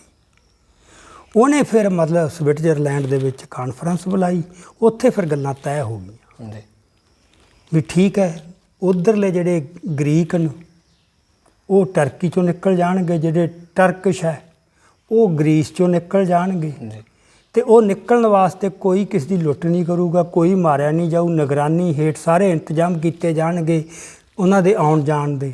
ਇੱਥੋਂ ਤੱਕ ਵੀ ਹੋ ਗਿਆ ਵੀ ਜਿਹੜੇ ਬੰਦੇ ਜਾਇਦਾਦਾਂ ਉੱਧਰੋਂ ਛੱਡ ਕੇ ਆਉਣਗੇ ਉਹਨਾਂ ਦੀ ਕੀਮਤ ਪਊ, ਤੇ ਜੇ ਉਹਨਾਂ ਨੂੰ ਓਨੀਆਂ ਜਾਇਦਾਦਾਂ ਇੱਧਰ ਨਹੀਂ ਮਿਲਦੀਆਂ ਤਾਂ ਉਹਦਾ ਮੁਆਵਜ਼ਾ ਦਿੱਤਾ ਜਾਊ। ਤੇ ਦੇਸ਼ ਨੂੰ ਵੀ ਸਮਝ ਲਓ ਇਹ ਲੱਗਿਆ ਕਿ ਟਰਕੀ ਦੇ ਵਿੱਚ ਜਿਹੜਾ ਸੀਗਾ ਗ੍ਰੀਸ ਛੱਡ ਕੇ ਗਏ, ਜ਼ਿਆਦਾ ਛੱਡ ਗਏ, ਜੀ ਤੇ ਜਿਹੜੇ ਗ੍ਰੀਸ ਦੇ ਵਿੱਚੋਂ ਉੱਠ ਕੇ ਮੁਸਲਮਾਨ ਆਏ ਟਰਕੀ 'ਚ, ਉਹ ਗਰੀਬ ਸੀ ਬਹੁਤੇ, ਉਹ ਆਰਥਿਕ ਪੱਖੋਂ ਬਹੁਤੇ ਨਹੀਂ ਸੀ ਚੰਗੇ। ਫਿਰ ਟਰਕੀ ਨੂੰ ਪੈਸਾ ਦੇਣਾ ਪਿਆ ਉਹਨਾਂ ਨੂੰ ਉਹਨਾਂ ਜਿੰਨਾ ਗੈਪ ਨਿਕਲਦਾ ਸੀ। ਸੋ ਇਹ ਇੱਕ ਪ੍ਰੈਸੀਡੈਂਟ 1923 ਦੇ ਵਿੱਚ ਇਹ ਹੋ ਚੁੱਕਿਆ ਸੀ। ਦੋਹਾਂ ਕੌਮਾਂ ਦਾ ਤਬਾਦਲਾ ਬੜੇ ਪੀਸਫੁਲੀ ਢੰਗ ਨਾਲ ਤੇ ਲੱਖਾਂ ਦੀ ਗਿਣਤੀ 'ਚ ਹੋਇਆ। ਸੋ ਇਹ ਜਿਹੜਾ ਉਸ ਤੋਂ ਬਾਅਦ ਗ੍ਰੀਸ ਤੇ ਬਲਗਾਰੀਆ 'ਚ ਹੋਇਆ। ਐਵੇਂ ਇਸ ਤਰ੍ਹਾਂ ਹੀ ਕਮੇਟੀ ਬਣੀ, ਇਸ ਤਰ੍ਹਾਂ ਹੀ ਕਨਵੈਨਸ਼ਨ ਹੋਈ, ਇਸ ਤਰ੍ਹਾਂ ਹੀ ਉਹ ਹੋਇਆ। ਹੁਣ ਇਹ ਯੂਰਪ 'ਚ ਤਾਂ ਹੋ ਗਿਆ, ਇੱਥੇ ਉਹੀ ਕਿਉਂਕਿ ਓਰੇਸ਼ੀਅਲ ਵੀ ਹੈ ਇੱਕ, ਮਤਲਬ ਉਹਨਾਂ ਨੂੰ ਇੱਥੋਂ ਇਹਨਾਂ ਕੰਟਰੀ ਦਾ ਕੋਈ ਪਰਵਾਹ ਨਹੀਂ ਏਸ਼ੀਆ ਅਫਰੀਕਾ 'ਚ ਕੀ ਹੁੰਦਾ ਹੈ, ਉਹ ਯੂਰਪ 'ਚ ਸਭ ਕੁਝ ਕਰ ਲੈਂਦੇ ਨੇ। ਇੱਥੇ ਅੰਗਰੇਜ਼ ਬਿਲਕੁਲ ਹੀ ਲਾਵਾਰ ਛੱਡ ਗਏ। ਹੁਣ ਸਿੱਖ ਕਿਹਦੇ ਰਹਿਮ 'ਤੇ ਸੀਗੇ, ਗਿਣਤੀ ਉਹਨਾਂ ਕੋਲੇ ਨਹੀਂ, ਤੇ ਜਿਹੜੀ ਹਕੂਮਤ ਆ ਉਹ ਉਹਨਾਂ ਦੀ ਬਾਂਹ ਨਹੀਂ ਫੜ ਰਹੀ ਸੀ। ਸੋ ਇਸ ਕਰਕੇ ਸਿੱਖਾਂ ਤੋਂ ਜਿਹੜੀ ਇਹ ਹੋਈ ਨਾ ਉਕਾਈ, ਮੇਰੇ ਮੁਤਾਬਕ ਇਹ ਹੈ ਵੀ ਉਦੋਂ ਉਹਨਾਂ ਨੂੰ ਲੱਗਦਾ ਸੀ ਯਾਰ ਸਾਡੇ ਕੋਲੇ ਆਪਸ਼ਨ ਕੋਈ ਨਹੀਂ, ਪਰ ਜੇ ਆ ਕਿਤੇ ਗੱਲ ਮਨ 'ਚ ਆ ਜਾਂਦੀ ਵੀ ਸਾਨੂੰ ਸਾਡੇ ਕੇਂਦਰੀ ਪੰਜਾਬ 'ਚ ਇਕੱਠੇ ਕਰ ਦਿਓ, ਜੀ ਇੱਥੋਂ ਮੁਸਲਮਾਨ ਚਲੇ ਜਾਣ, ਉਹ ਸਾਰੀ ਜਗ੍ਹਾ ਵੀ ਖਾਲੀ ਹੋ ਜੂਗੀ, ਤੇ ਫਿਰ ਇੱਥੇ ਸਾਡੀ ਮੈਜੋਰਟੀ ਬਣਦੀ ਹੈ ਤੇ ਸਾਨੂੰ ਸੋਵਰਨਟੀ ਦਿਓ ਇੱਥੇ। ਜੀ ਇਹ ਇੱਕ ਮੰਗ 'ਚ ਜ਼ੋਰ ਪੈ ਸਕਦਾ ਸੀ ਜੇ ਉਦੋਂ ਔੜੀ ਹੁੰਦੀ। ਪਰ ਹੁਣ ਆਪਾਂ ਇਹ 'ਚੋਂ ਲੀਡਰਸ਼ਿਪ ਨੂੰ ਨਹੀਂ ਦੋਸ਼ ਦੇ ਸਕਦੇ, ਇਹ ਤਾਂ ਬੰਦਾ ਸਮੇਂ ਨਾਲ ਹੀ ਘਟਨਾ ਵਾਪਰਨ ਤੋਂ ਬਾਅਦ ਹੀ ਜਾ ਕੇ ਸਿਆਣਾ ਹੁੰਦਾ ਹੈ। ਪੰਜਾਬ ਲਈ ਤੇ ਕੀ ਸਿੱਖਾਂ ਲਈ ਇਹ ਆਜ਼ਾਦੀ ਦਿਨ ਹੈ, ਕਹਿ ਸਕਦੇ ਆਪਾਂ? ਇਹ ਆਜ਼ਾਦੀ ਦਿਨ ਕਾਹਦਾ ਇਹ, ਮਤਲਬ ਮੈਨੂੰ ਤਾਂ ਬਹੁਤ ਇਸ ਗੱਲ ਦੇ ਉੱਤੇ ਕਿਉਂਕਿ ਨਵੀਂ ਪੀੜ੍ਹੀ ਨੂੰ ਜੇ ਮਾੜਾ ਆਪਾਂ ਲੱਗਦਾ ਹੈ ਵੀ ਜਦੋਂ ਤੁਸੀਂ ਉਹ ਝੰਡੀਆਂ ਲੈ ਕੇ ਸਾਨੂੰ ਮੁੱਢ ਤੋਂ ਦੇਖਿਆ ਸਕੂਲਾਂ 'ਚ ਨਾ ਕਰਦੇ, ਉਹ ਚੀਜ਼ ਉੱਥੇ ਹੀ ਸ਼ੁਰੂ ਹੋਈ, ਰੁਝਾਨ ਉੱਥੋਂ ਉੱਥੋਂ ਹੀ ਸ਼ੁਰੂ ਹੁੰਦਾ ਵੀ ਇਹਨੂੰ ਜਸ਼ਨ ਮਨਾਓ ਜੀ, ਉਹ ਭੁੱਲ ਜੋ ਕੁਝ ਹੋਇਆ, ਕਿਉਂਕਿ ਬਹੁਤ ਵੱਡਾ ਕਤਲੇਆਮ ਹੋਇਆ। ਹਾਂ, ਉਹਨਾਂ ਦਾ ਤਾਂ ਕੋਈ ਨਹੀਂ ਮਰਿਆ, ਮਤਲਬ ਕਾਂਗਰਸ ਦੇ ਕਿਸੇ ਆਗੂ ਦਾ ਪੰਜਾਬ ਤੋਂ ਬਾਹਰ ਬੈਠੇ ਦਾ ਕਿਸੇ ਦਾ ਕੋਈ ਨੁਕਸਾਨ ਨਹੀਂ ਹੋਇਆ। ਸੋ ਇੱਥੇ ਜੋ ਕੁਝ ਸਿੱਖਾਂ ਦਾ ਹੋਇਆ ਇਹ ਨੁਕਸਾਨ ਜਿੰਨਾ, ਜਾਂ ਪੰਜਾਬ ਦਾ, ਇਕੱਲਾ ਪੰਜਾਬ ਦਾ ਨੁਕਸਾਨ ਹੋਇਆ ਜਾਂ ਹੋਰ ਕਿਸੇ ਕਿਤੇ? ਬੰਗਾਲ ਦਾ ਵੀ ਹੋਇਆ। ਬੰਗਾਲ ਤੇ ਪੰਜਾਬ ਦੋ ਸੂਬੇ ਵੰਡੇ ਗਏ। ਬੰਗਾਲ ਦਾ ਇਦੋਂ ਵੀ ਬੰਦੇ ਤਾਂ ਉਹਨਾਂ ਦੇ ਇਦੋਂ ਵੱਧ ਮਰੇ ਸਾਡੇ ਨਾਲ। ਦੇਖੋ ਜਦੋਂ ਪਾਰਟੀਸ਼ਨ ਹੁੰਦੀ ਹੈ ਨਾ ਉਦੋਂ ਬੰਦੇ ਤਾਂ ਮਰਨ ਗਈ। ਦੁਨੀਆ 'ਚ ਜਿੱਥੇ ਵੀ ਕੋਈ ਦੋ ਦੇਸ਼ ਬਣੇ ਨੇ ਉੱਥੇ ਲੋੜ ਬਣ ਜਾਂਦੀ ਹੈ ਤੁਹਾਨੂੰ ਵੀ ਤੁਸੀਂ ਦੂਜੇ ਬੰਦਿਆਂ ਨੂੰ ਇੱਥੋਂ ਭਜਾਓ ਤਾਂ ਕਿ ਜਗ੍ਹਾ ਖਾਲੀ ਹੋਵੇ। ਇਹਨੂੰ ਕਹਿੰਦੇ ਨੇ ਐਥਨਿਕ ਕਲੀਨਜ਼ਿੰਗ। ਜਿਹੜਾ ਟਰਕੀ ਗ੍ਰੀਕਸ ਨੂੰ ਮਾਰਨ ਲੱਗ ਗਿਆ ਸੀ ਨਾ, ਤੇ ਉਧਰੋਂ ਗ੍ਰੀਕ ਟਰਕੀਆਂ ਨੂੰ ਮਾਰਨ ਲੱਗ ਗਏ ਸੀ, ਉਹ ਇਹ ਸੀ ਵੀ ਜੇ ਨੇਸ਼ਨ ਸਟੇਟ ਬਣਾਉਣੀ ਹੈ ਤਾਂ ਉਹਦੇ 'ਚ ਐਥਨਿਕ ਕਲੀਨਜ਼ਿੰਗ ਕਹਿੰਦੇ ਨੇ ਵੀ ਦੂਜੀਆਂ ਜਿਹੜੇ ਕੌਮ ਹੈ ਉਹਦਾ ਬੰਦਾ ਇੱਥੋਂ ਭਜਾਓ, ਉਹਦੀ ਜਾਇਦਾਦ, ਉਹ ਜਗ੍ਹਾ ਖਾਲੀ ਹੋਵੇ ਇੱਕ। ਸੋ ਪਹਿਲਾਂ ਟਰਕੀ ਦੇ ਵਿੱਚ 20% ਨੌਨ ਮੁਸਲਿਮ ਸੀ, ਪਰ ਆ ਜਦੋਂ ਹੋ ਗਈ ਤਬਾਦਲਾ ਹੋਇਆ ਉਦੋਂ ਸਿਰਫ 2% ਨੌਨ ਮੁਸਲਿਮ ਰਹਿ ਗਏ। ਸੋ ਪਿਓਰ ਮੁਸਲਿਮ ਸਟੇਟ ਉਹ ਬਣ ਗਈ ਸੀਗੀ। ਇਹ ਸਾਰੇ ਥਾਵਾਂ 'ਤੇ ਜਿਹੜਾ ਬੰਦੇ ਆਪਸ ਕਹਿੰਦੇ ਨੇ ਨਾ ਬੜਾ ਸੈਂਸ ਆਫ ਗਿਲਟ ਆ ਜਾਂਦਾ ਵੀ ਸਾਡਾ ਪਾਗਲਪਨ ਹੋ ਗਿਆ, ਸਾਨੂੰ ਪਤਾ ਨਹੀਂ ਕੀ ਹੋ ਗਿਆ ਉਦੋਂ। ਇਹ ਕੁਛ ਨਹੀਂ ਸੀ ਹੋਇਆ, ਐਂ ਹੀ ਹੋਇਆ ਦੁਨੀਆ 'ਚ ਸਾਰੇ ਥਾਵਾਂ 'ਤੇ। ਇਹ ਐਥਨਿਕ ਕਲੀਨਜ਼ਿੰਗ ਮੁੜ ਕੇ ਉਹਨਾਂ ਨੇ ਪੀਸਫੁਲੀ ਕਰ ਲਈ ਕੌਮਾਂਤਰੀ ਨਿਗਰਾਨੀ ਹੇਠ। ਇਹ ਐਥਨਿਕ ਕਲੀਨਜ਼ਿੰਗ ਤਾਂ ਹੋਣੀ ਸੀ ਵੀ ਉਹ ਜਿਹੜੇ ਪਰਾਈ ਕਮਿਊਨਿਟੀ ਆ ਉਹਨੂੰ ਇੱਥੋਂ ਮਤਲਬ ਨਹੀਂ ਸੀ ਇੱਥੇ ਰਿਹਾ ਜਾਣਾ। ਸਿੱਖ ਪਾਕਿਸਤਾਨ 'ਚ ਨਹੀਂ ਸੀ ਰਹਿ ਸਕਦੇ, ਮੁਸਲਮਾਨ ਇੱਥੇ ਨਹੀਂ ਸੀ ਰਹਿ ਸਕਦੇ। ਪਰ ਇਹ ਹੈ ਵੀ ਉਹ ਤਬਾਦਲਾ ਪੀਸਫੁਲੀ ਤੇ ਇੱਕ ਬੜੇ ਤਹਿਜੀਬ ਜਾਬਤਾ ਢੰਗ ਨਾਲ ਹੋ ਜਾਂਦਾ। ਇੰਨੀ ਗੱਲ ਹੀ ਸੀ, ਇਦੋਂ ਵੱਧ ਨਹੀਂ ਸੀ। ਪੰਜਾਬ ਦੀ ਜੇ ਆਪਾਂ ਗੱਲ ਕਰੀਏ ਬੋਲੀ, ਲਿਪੀ ਜਾਂ ਕਿਸਾਨੀ ਦੀ ਹੁਣ ਗੱਲ ਕਰ ਲਈਏ, ਹਾਲਾਂਕਿ ਸ਼ੁਰੂ ਤਾਂ ਉਹ ਹਰੀ ਕ੍ਰਾਂਤੀ ਤੋਂ ਹੀ ਜਿਹੜਾ ਕੰਮ ਸ਼ੁਰੂ ਹੋ ਗਿਆ ਸੀਗਾ, ਤੇ ਇਹ ਜਿਹੜੀ ਚੀਜ਼ ਆ ਆਜ਼ਾਦ ਭਾਰਤ ਦੇ ਅੰਦਰ ਸਿੱਖਾਂ ਨੂੰ ਉਹਨਾਂ ਦੀ ਵਿਲੱਖਣ ਪਹਿਚਾਣ ਹੀ ਨਹੀਂ ਹੈਗੀ, ਉਹ ਜਿਵੇਂ ਤੁਸੀਂ ਦੱਸਿਆਗਾ ਧਾਰਾ 25(2) ਦੇ ਤਹਿਤ ਅੱਜ ਵੀ ਹਿੰਦੂ ਮੰਨਦੇ ਨੇ। ਇਹ ਚੀਜ਼ ਇੱਕ ਆਜ਼ਾਦ ਦੇਸ਼ ਦੇ ਵਿੱਚ ਕਿੰਨੀ ਕੁ ਸਹੀ ਆ? ਜਿੱਥੇ ਡੈਮੋਕ੍ਰੈਟਿਕ ਅਖਵਾਉਣਾ ਆਪਣੇ ਆਪ ਨੂੰ, ਉੱਥੇ ਕਿੰਨਾ ਕੁ ਸਹੀ ਹੈ ਚੀਜ਼? ਇਹ ਮਸਲਾ ਥੋੜ੍ਹਾ ਵੱਡਾ, ਆਪਾਂ ਇਹ ਤਾਂ ਮਤਲਬ ਇੱਥੇ ਸਿੱਖਾਂ ਨਾਲ ਉਦੋਂ ਬਾਅਦ ਕੀ ਕੁਝ ਹੋਇਆ, ਇਹ ਤਾਂ ਕਹਾਣੀ ਲੰਬੀ ਹੈ ਨਾ। ਸਾਡੀ ਜ਼ੁਬਾਨ ਨਾਲ, ਸਾਡੇ ਸੱਭਿਆਚਾਰ ਨਾਲ, ਸਾਡੇ ਧਰਮ ਨਾਲ, ਸਾਡੇ ਵਿਰਸੇ ਨਾਲ, ਸਾਡੇ ਇਤਿਹਾਸ ਨਾਲ। ਫਿਰ ਵੀ ਇਹ ਚੀਜ਼ ਆਜ਼ਾਦੀ ਹੈ ਜਾਂ ਗੁਲਾਮੀ ਹੈ? ਇਹ ਹੈ ਤਾਂ ਗੁਲਾਮੀ, ਕੋਈ ਰੌਲੇ ਹੀ ਨਹੀਂ ਮਤਲਬ। ਕਿਉਂਕਿ ਅੱਜ ਦੀ ਪੀੜ੍ਹੀ ਨੂੰ ਇਹ ਚੀਜ਼ ਸਮਝਣੀ ਬੜੀ ਜ਼ਰੂਰੀ ਹੈ ਨਾ। ਦੇਖੋ ਅੱਜ ਦੀ ਪੀੜ੍ਹੀ ਅੱਜ ਜੋ ਕੁਛ ਆਪਣਾ ਕਿਸਾਨ ਸੰਘਰਸ਼ ਨੇ ਦਿਖਾਤਾ, ਖਾਸ ਕਰਕੇ 26 ਜਨਵਰੀ ਦੀਆਂ ਘਟਨਾਵਾਂ ਨੇ ਦਿਖਾਤਾ। ਕੋਈ ਬੰਦਾ ਅੱਖਾਂ ਬੰਦ ਕਰਨੀਆਂ ਕਿਸੇ ਨੇ ਰੱਖੇ ਭਾਵੇਂ ਜੀ, ਉਹ ਇਹ ਗੱਲ ਹੈ ਵੀ ਸਿੱਖਾਂ ਦੇ ਮਨ ਮਸਤਕ 'ਚ ਉਹ ਗੱਲ ਨਹੀਂ ਗਈ ਵੀ ਕਿਸੇ ਮੌਕੇ ਸਾਡੇ ਇੱਥੇ ਨਿਸ਼ਾਨ ਝੂਲਦੇ ਸੀ, ਅਤੇ ਉਹਨਾਂ ਦਾ ਇਹ ਵੀ ਅਸੀਂ ਚਲਾਉਣੇ ਆ, ਦੁਬਾਰਾ ਆਪਦਾ ਰਾਜ ਕਾਇਮ ਕਰਨਾ ਹੈ ਜੀ। ਇਹ ਜਜ਼ਬਾ ਅਮੋੜ ਹੈ, ਇਹਨੂੰ ਤੁਸੀਂ ਕਿੰਨਾ ਕੁ ਚਿਰ ਦਬਾ ਲਓਗੇ? ਮਰੀ ਜਾਣਗੇ ਸਿੱਖ, ਪੁਸ਼ਤਾਂ ਤੱਕ ਵੀ ਮਤਲਬ ਇਹ 'ਤੇ ਮਰੀ ਜਾਣਗੇ। ਹੁਣ ਇਹ ਲੱਗਦਾ ਸੀ ਵੀ ਜਿਹੜੇ ਆ ਮੁੰਡੇ ਹੁਣ ਨਵੇਂ ਆਏ ਨੇ, ਉਹ ਤਾਂ ਲੱਗਦਾ ਸੀ ਵੀ ਉਹ ਤਾਂ ਭੁੱਲ ਭੱਲ ਗਏ, ਉਹਨਾਂ ਨੂੰ ਕੀ ਪਤਾ ਬਘੇਲ ਸੂ ਕਿਹੜਾ ਅਤੇ ਕੌਣ ਹੈ। ਪਰ ਨਹੀਂ, ਕੌਮਾਂ ਦੇ ਵਿੱਚੋਂ ਜਜ਼ਬੇ ਨਹੀਂ ਮਰਦੇ ਹੁੰਦੇ, ਉਹ ਤਾਂ ਪੱਕੇ ਕਿਤੇ ਹੁਣ ਲੱਗਿਆ ਮਤਲਬ ਜੀ।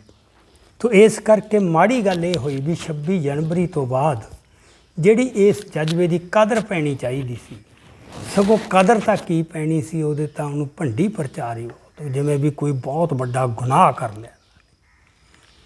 ਅਤੇ ਸਭ ਤੋਂ ਮਾੜਾ ਅਫਸੋਸਨਾਕ ਪਹਿਲੂ ਇਹ ਸੀ ਕਿ ਕੋਈ ਪੰਥਕ ਜਥੇਬੰਦੀ ਸਰਦਾਰ ਸਿਮਰਨਜੀਤ ਸਿੰਘ ਮਾਨ ਦੇ ਅਕਾਲੀ ਦਲ ਤੋਂ ਛੱਡ ਕੇ ਕੋਈ ਵੀ ਪੰਥਕ ਜਥੇਬੰਦੀ ਇਸ ਗੱਲ 'ਤੇ ਖੁੱਲ੍ਹ ਕੇ ਸਮਰਥਨ 'ਚ ਨਹੀਂ ਆਈ।